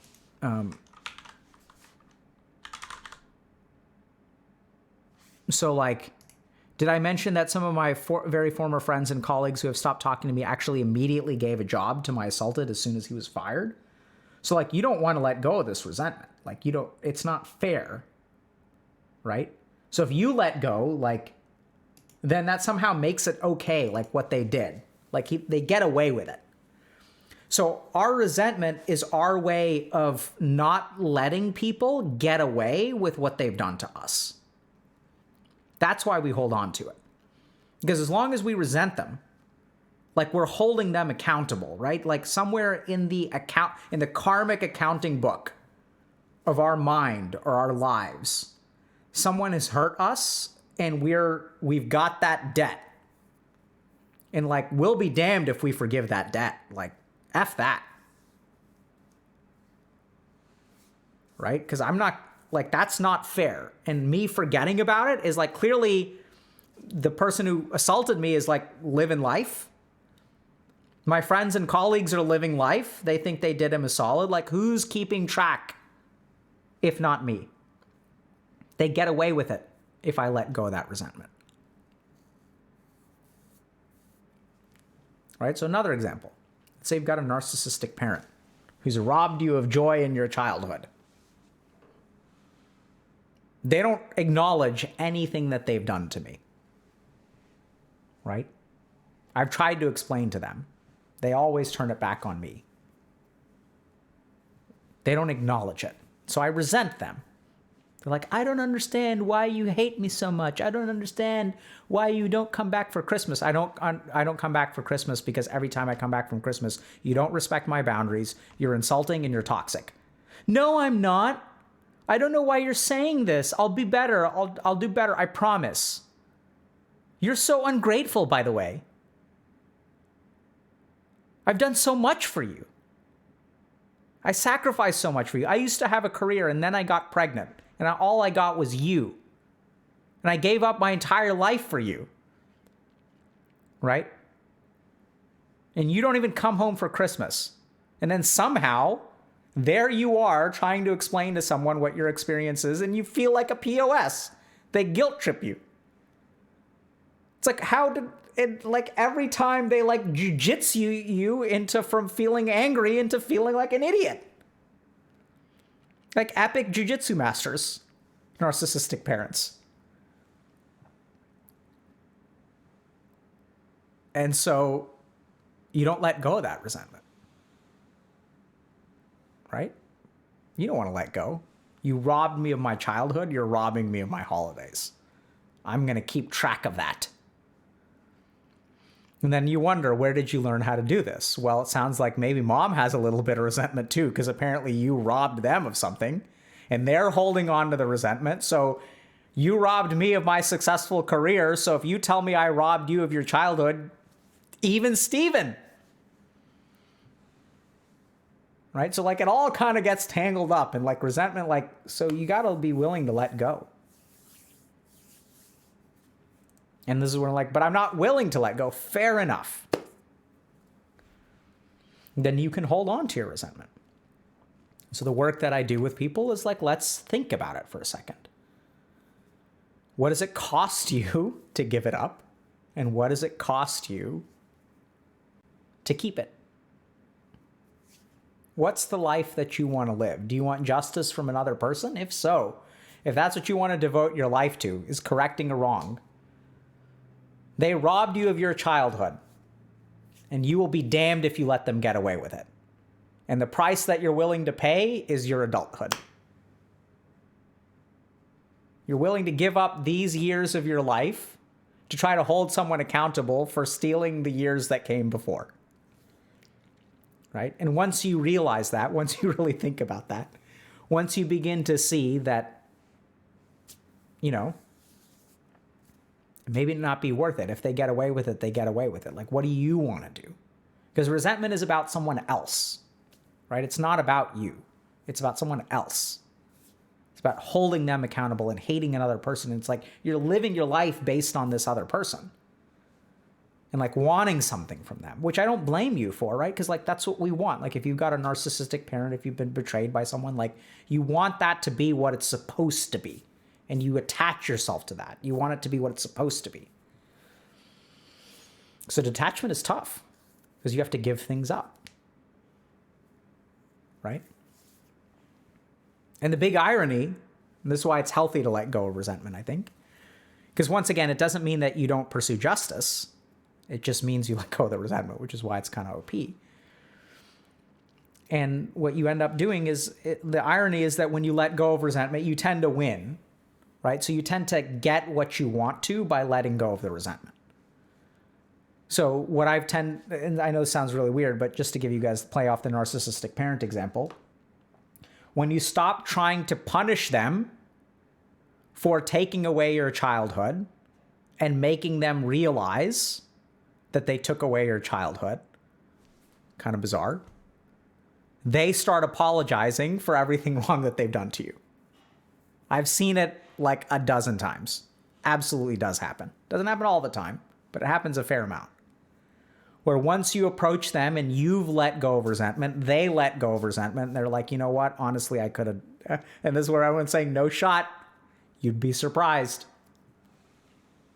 You could never imagine your dad apologizing. I'm with you. I'm not saying your dad is going to apologize, but I've seen it. Right? You know, where you say, like, if your dad is like, why don't you come home for the holidays? And you can say, I'm sorry, Dad. I just have a lot of resentment built up and it's not fair to you. You know, I resent some of the things that you used to do when I was younger. And I'm just working through the process of like letting go of that stuff. and not blaming you for that, or at least forgiving you. I don't know if the blame is appropriate or not appropriate. It's just really hard for me, and I'm sorry if that hurts you. You say things like that, and like, Dad may be grumpy, but you do that for long enough, you'd be surprised. Some of them will turn over a new leaf, right? So this is the key thing to remember about people who are narcissistic, is they don't want to be that way. It's just when you attack, all they're going to know how to do is defend. And as long as you hold them accountable to the fires of resentment, all they're going to know how to do is punch back. Right? And I've seen it. I know it's hard to believe, and I'm not saying y'all should expect it, but I've seen it, right? I've had patients come into my office who are the parent, who have like, it's taken time to learn how to apologize.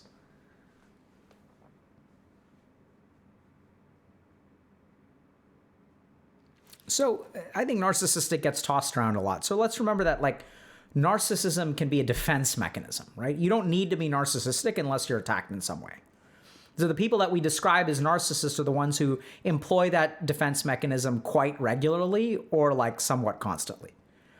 But what that means is that narcissism is like a consequence of insecurity, right? So if I'm confident in my intelligence and someone calls me an idiot, I'm going to have to argue with them. I won't have to argue with them. It's like, okay, you can think I'm an idiot, like no big deal. You may be right. Like, I'm not the brightest, like I've done some really stupid stuff in my life, right? That's the response of a confident person. Whereas if I'm insecure and someone calls me an idiot, let me show you my IQ score. I took this test online. You're the idiot. You don't even know me. Those are all narcissistic defenses. And it's based on the insecurity. It's like, I have to prove something to you.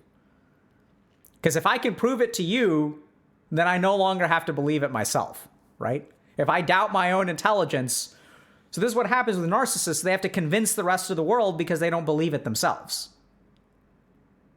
And so like the reason I don't know if I'm truly rich or I feel inferior to other people, so let me buy this very fancy car and drive around and then advertise how wealthy I am. Right? So like narcissism is a defense mechanism. We all do it. My ego gets the better of me at times. It's a sneaky, sneaky part of our mind, our ego. So, and that's where I think ultimately I like the ahamkar or ego perspective, like the Vedic perspective, a lot better than narcissism because it's so discrete. And it's like everyone sort of does this. I think the ahamkar is a better conception that more simply explains human behavior. And if that's not something, so there's highly recommend y'all check out Vedic Psychology and Dr. K's guide. We've also done like, there's also YouTube videos and stuff about it. So, you know, you can check it out there, or I like the Dr. K's guide because it's like systematic and complete as opposed to just a piece, which you can get. Okay, let's talk about meditation.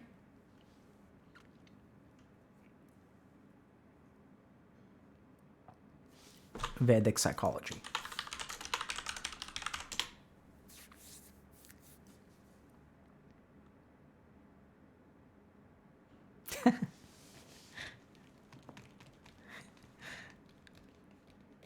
You want to do meditation? Or you guys want to talk a little bit about like acceptance, defeat, and whatnot?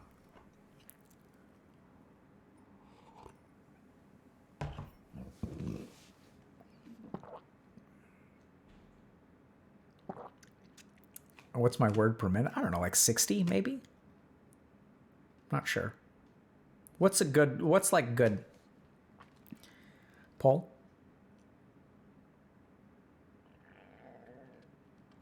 Kruti is in chat. All right, so I'm probably faster than 60.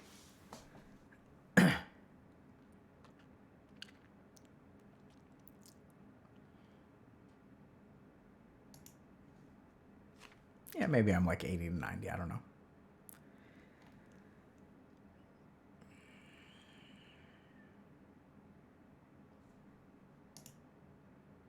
More talking?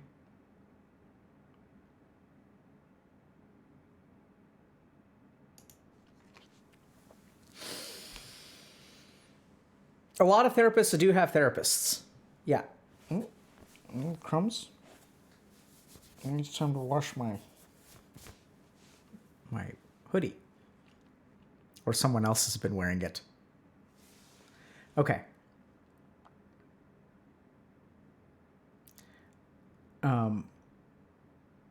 So my only problem with questions is trying to figure out like which ones to answer.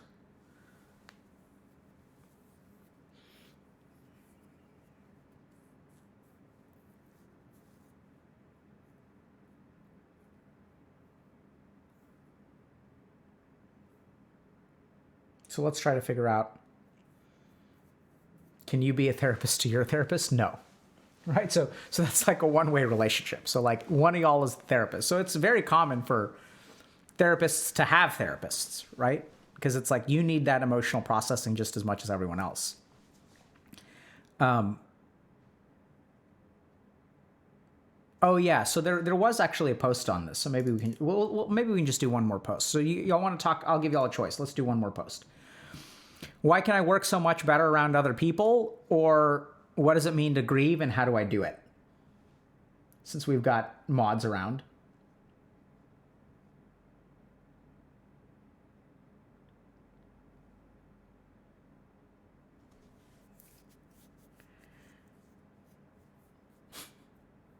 Therapist pyramid scheme.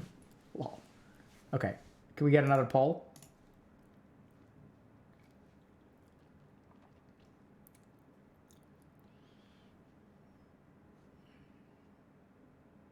Oh, man. So, like, you know, people are saying, like, oh, man, it would be nice if we did more interviews. Like, this is the problem, is that we just don't have enough time to do everything. It's like anytime we ask y'all, what do y'all want?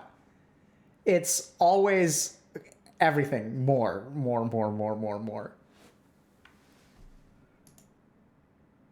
Oh, God.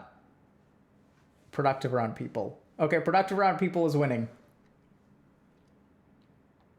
Dude, I don't mind doing a longer stream, but y'all gotta understand, like, I physically can't talk more than 2 hours at a stretch. Like, I can't lecture, like, straight for, like, more than 2 hours. It's, like, that's the problem. Like, my throat is starting to hurt. You know, we can do, like, water and tea and stuff that'll get you only so far, but rookie numbers is right. So that's the other thing. If you're, like, streaming playing games, right, you're not talking constantly. Okay. So let's talk about productivity around other people. Great choice. We can upvote both of them. We'll talk about grief at some point. Don't worry. Why can I work so much better around other people? If I'm with my friend or my girlfriend, I can stay focused for hours on end and do many healthy habits. Eating healthy, meditating would be a breeze. Back when I go back alone, I tend to fall out of it. Work becomes much harder. I procrastinate much more. I almost never end up meditating or doing similar healthy habits. I try to stay away from them and do it all myself, sometimes because I want to rely on myself. But I don't know why this is. Do I not value myself alone? I don't get it. Any ideas? What a great question. Okay. So, why is it so much easier to eat healthier, work more, not be so much of a degenerate when you're around other people? So I like noticed this pattern in myself many years ago. Because when I came back from India and I was like training to be a monk, I would indulge myself a lot more when I was by myself. But if anyone else was around, I was in like outward monk mode, right? So like I would be very careful with what I ate. And then like I wouldn't like advertise it, but I would be like, you know, quite different. So there are a couple of different things here, okay? There are a couple of different layers. The first is that if you look at human beings, environment is a heavy shaper of behavior, okay? So there's sort of like an external aspect to this question and an internal aspect to this question. So if you look at overwhelming research, right? So when I say that, it's just like generally accepted. So for example, that certain kinds of environments will contribute to certain kinds of behaviors. no brainer. If you hang out at bars, it's harder to get sober if you have an alcohol problem, if you're a bartender, than if you're like, a gardener, for example. So we definitely know that behavior is influenced by environment. So there are a lot of different reasons for this. One is things like availability, right? So like if we know that, for example, like availability of substances leads to greater substance use. So that has something to do with environment. But there are other factors as well. So it's not just availability, it's also like habit forming and like environmental cues. So I don't know if you guys have ever had this experience, but when you really need to pee, and then like the closer you get to the bathroom, the harder you need to pee. So you may think that it's just because like, okay, if I need to pee like 7 minutes later, I need to pee more. But the truth is that if you actually like do a study, sure, every minute that goes by, you need to pee more. But if I like am standing at, like, let's say I run into the gas station, I really need to pee really bad, and someone is in the bathroom, that is the worst. Whereas if the gas station were 3 minutes further away, like I would have been fine, right? So there's a very strong physiologic, environmental, behavioral like connection. So the environment that I'm in will like trigger certain kinds of behavior, and it's like absolutely like physiologic, right? And so when I really need to pee, and like as I enter the door, it's like, oh my God, the toilet is clogged. Oh my God, right? That's when you panic, right? So it's not just like psychological. It's like heavily like neuroscientific and even physiologic. So there's like classical conditioning kind of stuff with like Pavlov's dogs, where when they hear the bell, they start to salivate. When we see the toilet, I need to pee really, really, really, really bad, okay? So in that way, there are environments that we can sort of will create certain behavioral triggers. So this is why, for example, we tell people to, go study at the library if they can. Because being at home, it's so much easier to get distracted. Whereas if you have a behavioral cue that is with a particular environment, you can take advantage of that to like create the right kind of behavior. It becomes easier to act that way, right? So it may be harder, and I'm sure y'all will troll this, but like, for example, having a beer at a barbecue or a football game is way easier to do, or a bar, than having a beer on the toilet, right? Or like having a beer at like 9:30 a.m. when you're like going to a job interview, right? So there are certain like environments which make certain behaviors like easier or harder. Okay. So I sort of took advantage of this a lot when I was like in medical school. So I had a laptop, and so the laptop had games and the laptop had schoolwork, and I was kind of broke at the time. So I got two really simple desks, one that I picked up off the street. And what I would literally do is like move my chair and my laptop from one desk to the other desk when it was time to study or time to play. So I had one large desk, which is one of these foldable picnic tables, which is still what I use today. And like that was my work desk. And when I was done working for the day, I'd pick up my laptop, I'd roll my chair over to my second desk. And at my second desk, I would stick it there, and then I'd start to play games. So you can use these kind of environmental triggers to help you shape your behavior. Okay. Next thing, this is also why, for example, you guys want to understand environmental triggers. It's so much easier to work out at the gym than it is to work out at home, right? So you could purchase exercise equipment, and like, what does that exercise equipment do? Nothing. It just sits there at home. And so it's so much easier to use the exercise equipment in the gym, even though technically it costs so much more. You have to drive there. It should be theoretically easier. It's more efficient to exercise at home than it is to exercise at the gym. You don't have to drive there. You don't have to park. You don't have to change. You don't have to do any of that crap. It's right there. You just walk over there and you do it. It's right in front of you. Easily available. Why don't you do it? Because of environmental cues. So if it's easier for you to study with other people, environment has a lot to do with it. The other people have a lot to do with it, right? It's so much easier to wear pants when other people are around. So there are all kinds of environmental cues that can influence your behavior, and we kind of understand that, right? So like companies understand that, like this is what like grocery stores understand that really, really well. There's a reason why most grocery stores have like produce as the first thing that you do. Because like generally speaking, like if you buy a bunch of other crap, you're less likely to buy produce. And when you go to the grocery store, you're so optimistic And you're like, man, I'm going to buy all this produce and cook all this produce. And then you get to the junk food later on, because you can always buy junk food. But if you fill up on junk food, you're not going to buy produce, which is why they stick junk food like right at the end of the aisle when you're checking out, right? So there are all kinds of environmental behavioral clues that people have understood, and they take advantage of. So you can take advantage of that as well. Like if your girlfriend is around, like you're not going to be a degenerate. If your friend is around, it's so much easier to focus. So those are like environmental cues. If you're at the library, it's easier to focus than if you're playing at home. That's the external. Then comes the internal. So this comes down to ego. Who do you want to be for your girlfriend? Who do you want to be around your friend? What do you want them to understand about the person that you are? How do you want to be portrayed? What do you want to come across as? You know? And so if we understand, like, studying is the same, right? Studying is the same whether you're at home or at the library or your girlfriend is around or she's not around. Like, the actual action requires the same amount of energy. So why do we see such a drastic difference in motivation? Right? So the difference in motivation must come from their presence in some way. And so how do people affect you, right? How do they affect your motivation? And it comes back to, like, you know, advertising my spiritual training when I'm at Christmas and saying no to like unhealthy foods. Whereas like if I'm alone, it's like, yeah, give me that stuff, right? Because I've got no one around to impress. A fancy way of saying that. No one around to impress. So when you're around other people, like, you want to portray a particular aspect of yourself, right? They inspire you. So it's not just about impressing. I think that's a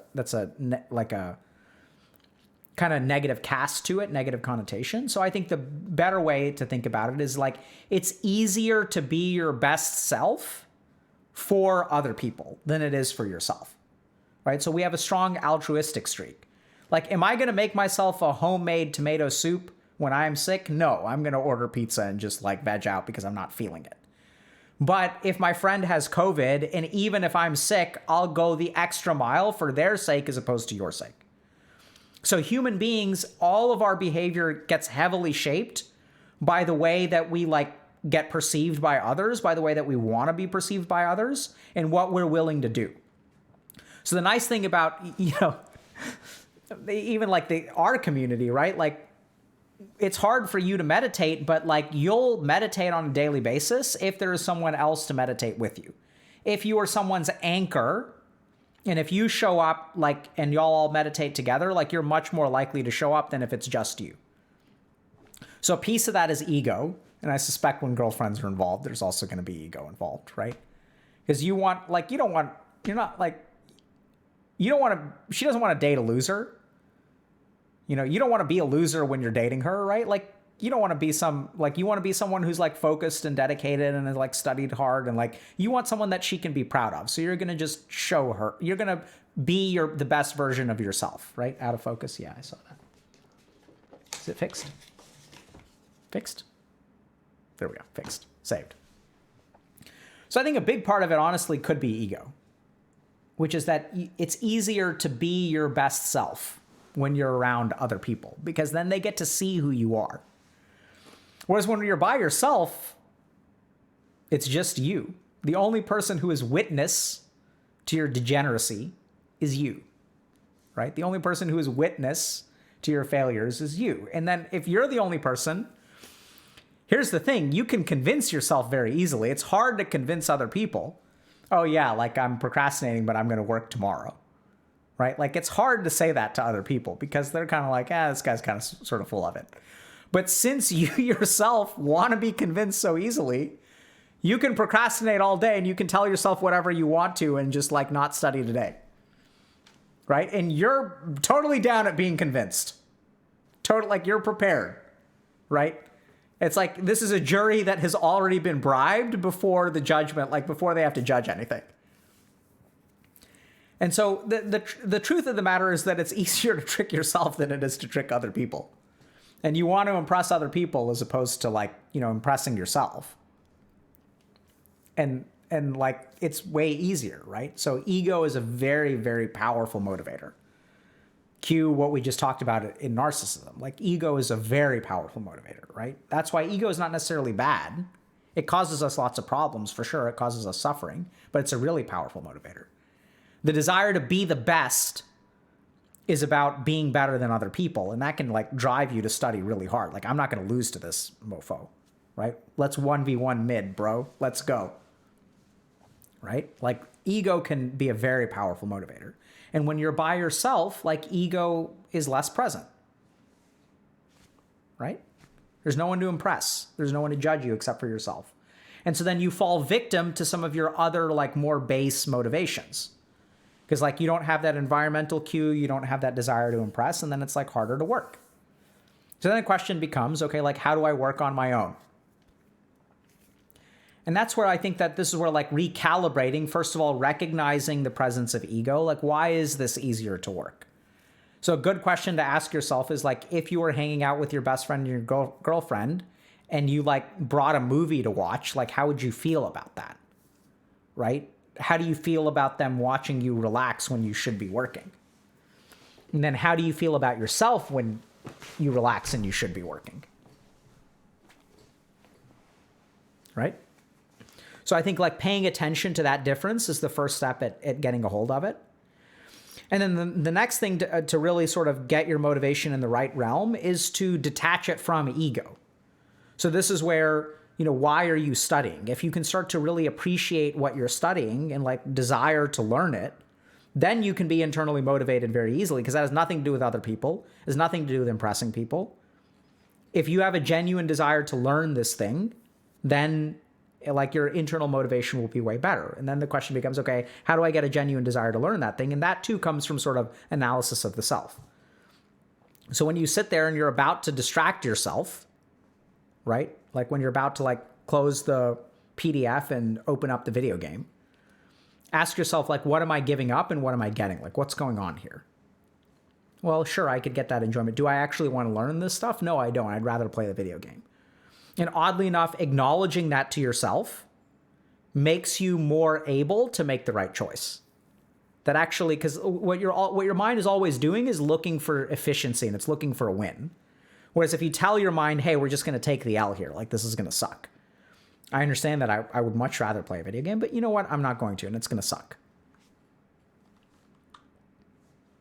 Right? That's how you can sort of motivate yourself internally, is just acknowledge that it's sucking. Because if you stop hunting for the right move, then your mind can't get tricked into like doing something dopaminergic. The reason that your mind gets tricked into doing something dopaminergic is because it like tells you that in the long run everything is going to be okay. Like in the long run, in your mind, the way you justify things, it's going to be a W at the end of it. Don't worry about it. Your mind's like, don't worry about it. We'll be fine. It'll be a W in the end. It'll be a W in the end. So you're chasing after that W. But if you let go of the W and you say like, actually, it's just going to suck. Right? It's going to suck. I'm not going to enjoy it. I'm not going to like it. And the more that you can do that, the more internally motivated you'll be. Whereas we tend to think about internal motivation as striving for something as opposed to like grieving, right? But a lot of internal motivation, actually, or not internal motivation, the people who appear to be motivated are the ones who are willing to like not do satisfying things on the inside. Diets, working out, studying, just accept that it's an L and stop chasing the W and you'll do way better.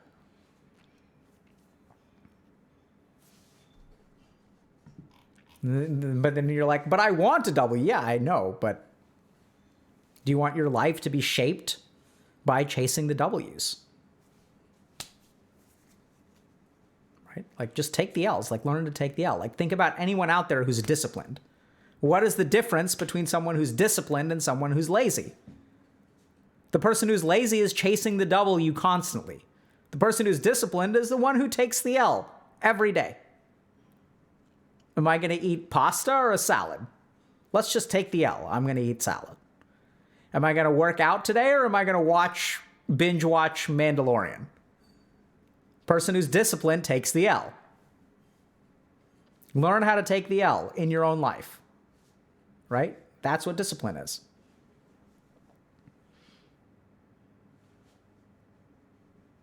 And so now all y'all that think you're losers, hey, turns out you're actually very well set up to do this. The real way to win in life is to be a loser. Deep, profound Zen saying with Indian accent. Okay.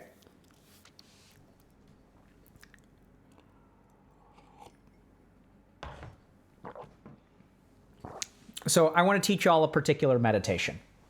Okay? So I'm going to teach you guys a meditation that is helpful for controlling your thoughts. So this is going to sound kind of weird. But when it comes to our thoughts, we tend to not control them. Right? So our mind does whatever it wants to. It thinks about whatever it wants to. When I'm sitting there and I'm trying to study, my mind is like, no, let's think about Dota. As I'm sitting here thinking about, do I want to teach meditation today? Oh no, Western European tiebreakers are going on. My mind is like, 2:15, stream ended 15 minutes ago. Let's hop off and go watch some Dota, because we can do that. We can just say, oh my God, I've talked too much today. My throat hurts. I can't teach meditation. I don't have the energy. My mind will yell at me all of these things so that it can get what it wants to. So our mind has thoughts. Right? So it's thinking Dota. It's thinking unhealthy food. Sometimes we have negative thoughts about ourselves. Right? And we don't want to think these things. We want to think positive things about ourselves, maybe. We want to think about, what we're studying. So we want to think about physics. We want to think about philosophy. We want to think about grocery list. These are the thoughts that we want.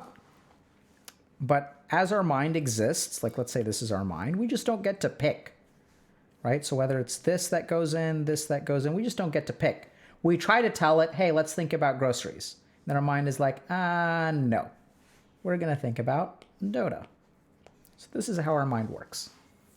We don't control it, right? So sometimes people have anxiety. I can't get out of my own head. Sometimes people have thought loops.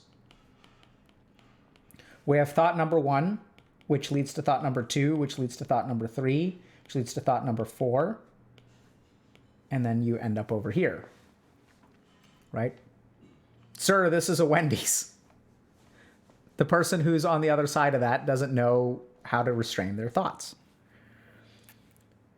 So, what if I told you there's a way to control what goes in here? Wouldn't that be pretty cool? Like if we could just control what goes in here? And it turns out that there is. And it turns out that it's actually pretty friggin' simple. And all we're going to do, I'm going to teach you all how to do it today. It's going to be super simple. It's not going to be a long process. So, what I want you to do is, I'm going to draw some circles. Okay, I want you to notice a couple objects in your room. Make a mental list of objects. Okay, and I'm going to draw some circles. So you can do this in your room, or you can do it with the circles. So what I'm going to ask you all to do is I want you to look at the white circle. And now I want you to look at the blue circle. And now I want you to look at the red circle. And now I want you to look at the green circle. And now what we're going to do is notice one object in your room. In the moment you notice that one object, I want you to stop noticing it and find something else to notice. So I see a card thing here, right?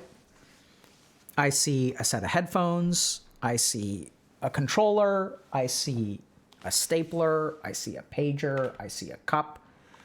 And so whatsoever our mind notices, we're going to just notice something else. Okay? So now I see a purple pen. Now I see a black pen. Now I see dental floss. I see, stapler. Right? So I'm going to just rotate my attention. I'm going to notice different things. I see a pop filter. I see a portable hard drive. I see a USB cable. how fast is too fast? Okay. Now, I want you all to pay attention to what you are doing when you notice another object. Okay. So, for those of you getting caught up in the floss, notice what your mind is not doing. Right? So, for those of you that were able to stop thinking about the floss and do the practice, versus those of you that caught up on the floss. So, when you deviate your attention from the floss, you are telling your mind to let go of a particular thought and move to another thought. So, you're both detaching from a thought and picking up a new thought. You are directing your mind away from something towards something else. So the more you do that, you are literally training the mind to let go of one thing and go to something else. Now, the first phase of this practice, we are going to need a second object to let go of the first. Okay, that's how we do it. So the other way to think about it is, let's say I've got two objects, right? And I'm going to say, pick up the floss. In order to pick up the floss, my hand has to drop the other thing, right? So I've got this, and I'm going to say, okay, now pick up this thing. So I have to drop the floss to pick this up. Your mind is the same way. So when we have a thought loop, when we have anxiety, what is it? It's holding on, and we're telling it, stop thinking about this. And our mind is like, no, I don't want to let go. Don't want to let go. Don't want to let go. Pick this up. Okay. I don't want to let go, right? So even if you all have a dog or a child and you want them to let go of something, what do? You give them something else, right? So when we rotate our attention between different things, we're training our mind to do something very important, which is to let go of a thought so that we can pick up another one. The first phase of the practice is going to involve relying on a second object to let go of the first one. As you practice that, so do this for like 10 minutes a week, okay? And then this is the other thing. So as you start to do this practice, what's going to happen? You're going to start thinking, 6 minutes in, you're going to be like, okay, enough of this. I want to go do this now. This practice is boring. And if you do the practice properly, you're going to set that thought aside and pick up the floss. Let me notice this. Let me notice this. Let me notice this. You can go for a walk if you want to. That could make things a little bit easier. And then your mind will say, but I don't want to do this practice anymore. I want to go do this. Let's stop meditating. Let's stop meditating. And just notice something else. So let go of a particular thought in your mind and just move its attention elsewhere. That's phase one of the practice. Once you do this for about 1 week, 10 minutes a day, then the next thing to do is to notice just the letting go part and don't even pick up another object. Because now that you've worked that muscle a little bit, you will just be able to let go. So now I want you to go for another walk on week number 2. And then you will notice other things. And what I want you to do is don't pick up anything. Just stop noticing whatever it is that you see. So just detach yourself from whatever thought you have. Just put down the thought. It doesn't matter what you see. Let your mind be empty, and your mind will pick something up again. That's totally fine. Right? But just say, like, if you see a tree, okay, I'm not going to look at that tree anymore. And you're just going to continue walking. Okay, I'm not going to look at that grass. I'm not going to look at this. I'm not going to look at this. I'm not going to look at this. Okay? So now what you're doing is really zeroing in on the letting go because you no longer need the anchor of the second object. Okay? Phase 3 of the practice, week number 3. We're going to sit down and we are going to discard whatsoever comes into our mind. So as I sit down, I'm going to have a thought. Let it go. I'm going to have a thought. Let it go. I'm hungry. Let it go. I can feel my hands. Let it go. For a second or two there, I'm not having a thought. And then I have the thought, oh, for a second or two, I didn't have a thought. I'm going to let that go.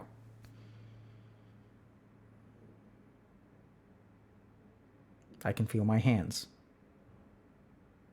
Let it go. I'm teaching meditation. Let it go. You can hear my voice. Let it go.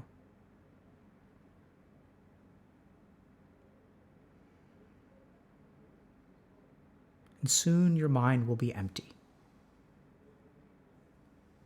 And the more that you practice, the better you will be at letting it go. Once you master this technique, when you do it for a year, 2 years, 3 years, then you will be able to control your mind. Because you're learning how to push things out of it. You're learning how to escape thought loops. And then eventually, the right thought will come in. And now, since you have the control over what you let go, then you let it sit. Right? And then over time, the right thought will come in and again and again and again, because your mind will learn. Because what does the mind love? The mind loves doing something. It doesn't like being empty, right? Nature abhors a vacuum. So over time, you will start to focus on studying, because when you start thinking about League or some other game, you've practiced letting it go. So be it. It's there. Let it go. Let it go, let it go, let it go, let it go. And so it's this simple. How to control which thoughts exist within your mind. How to control which thoughts sit in your mind. So people ask me, how do you focus your mind? You don't focus your mind. You practice letting go thoughts. And then once you have the power to let go of thoughts, then you have the power to let thoughts stay. Once you have the power to let thoughts stay, your mind will move in the direction that you tell it to. We're going to focus on physics, but I want to let it go. But I want to let it go. Physics. Okay, go ahead. That's simple. Right? So Hasher is saying, it's working. Yeah, it's that easy. Takes practice, but it's that easy. It just involves understanding, like, literally where thoughts come from. Right? And when someone's saying yeah, this is one of the few cases where, remember, so what makes this technique difficult to do in your day-to-day life is that the strength of your mental muscles cannot let particular thoughts go, right? So if I have anxiety, I can't let it go. That's why if we want to swim across the ocean, we don't start by jumping into the ocean. We start in the kiddie pool. So what is the kiddie pool?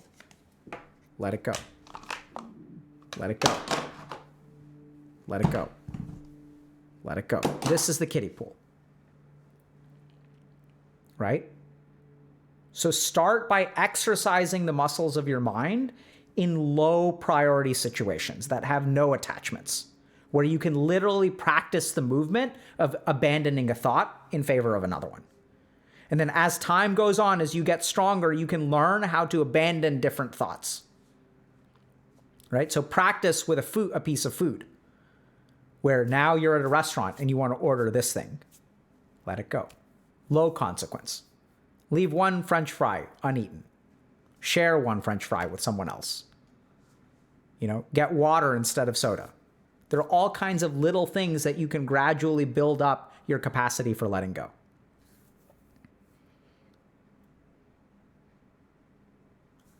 Questions?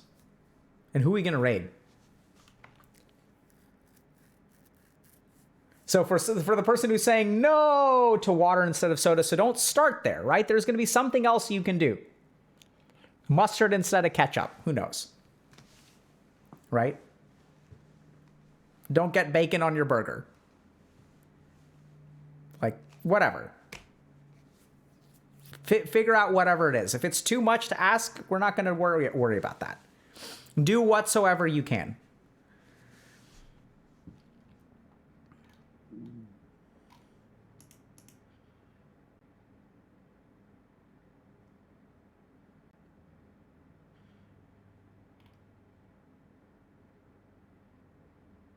Okay, you want to raid Hikaru? Let me raid Hikaru. We haven't raided Hikaru in a long time.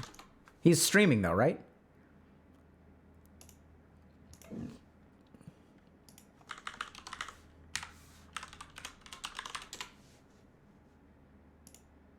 Okay, we can raid Hikaru. All right, go learn some chess. We'll see y'all on Monday. Hope y'all have a good weekend. It's been fun.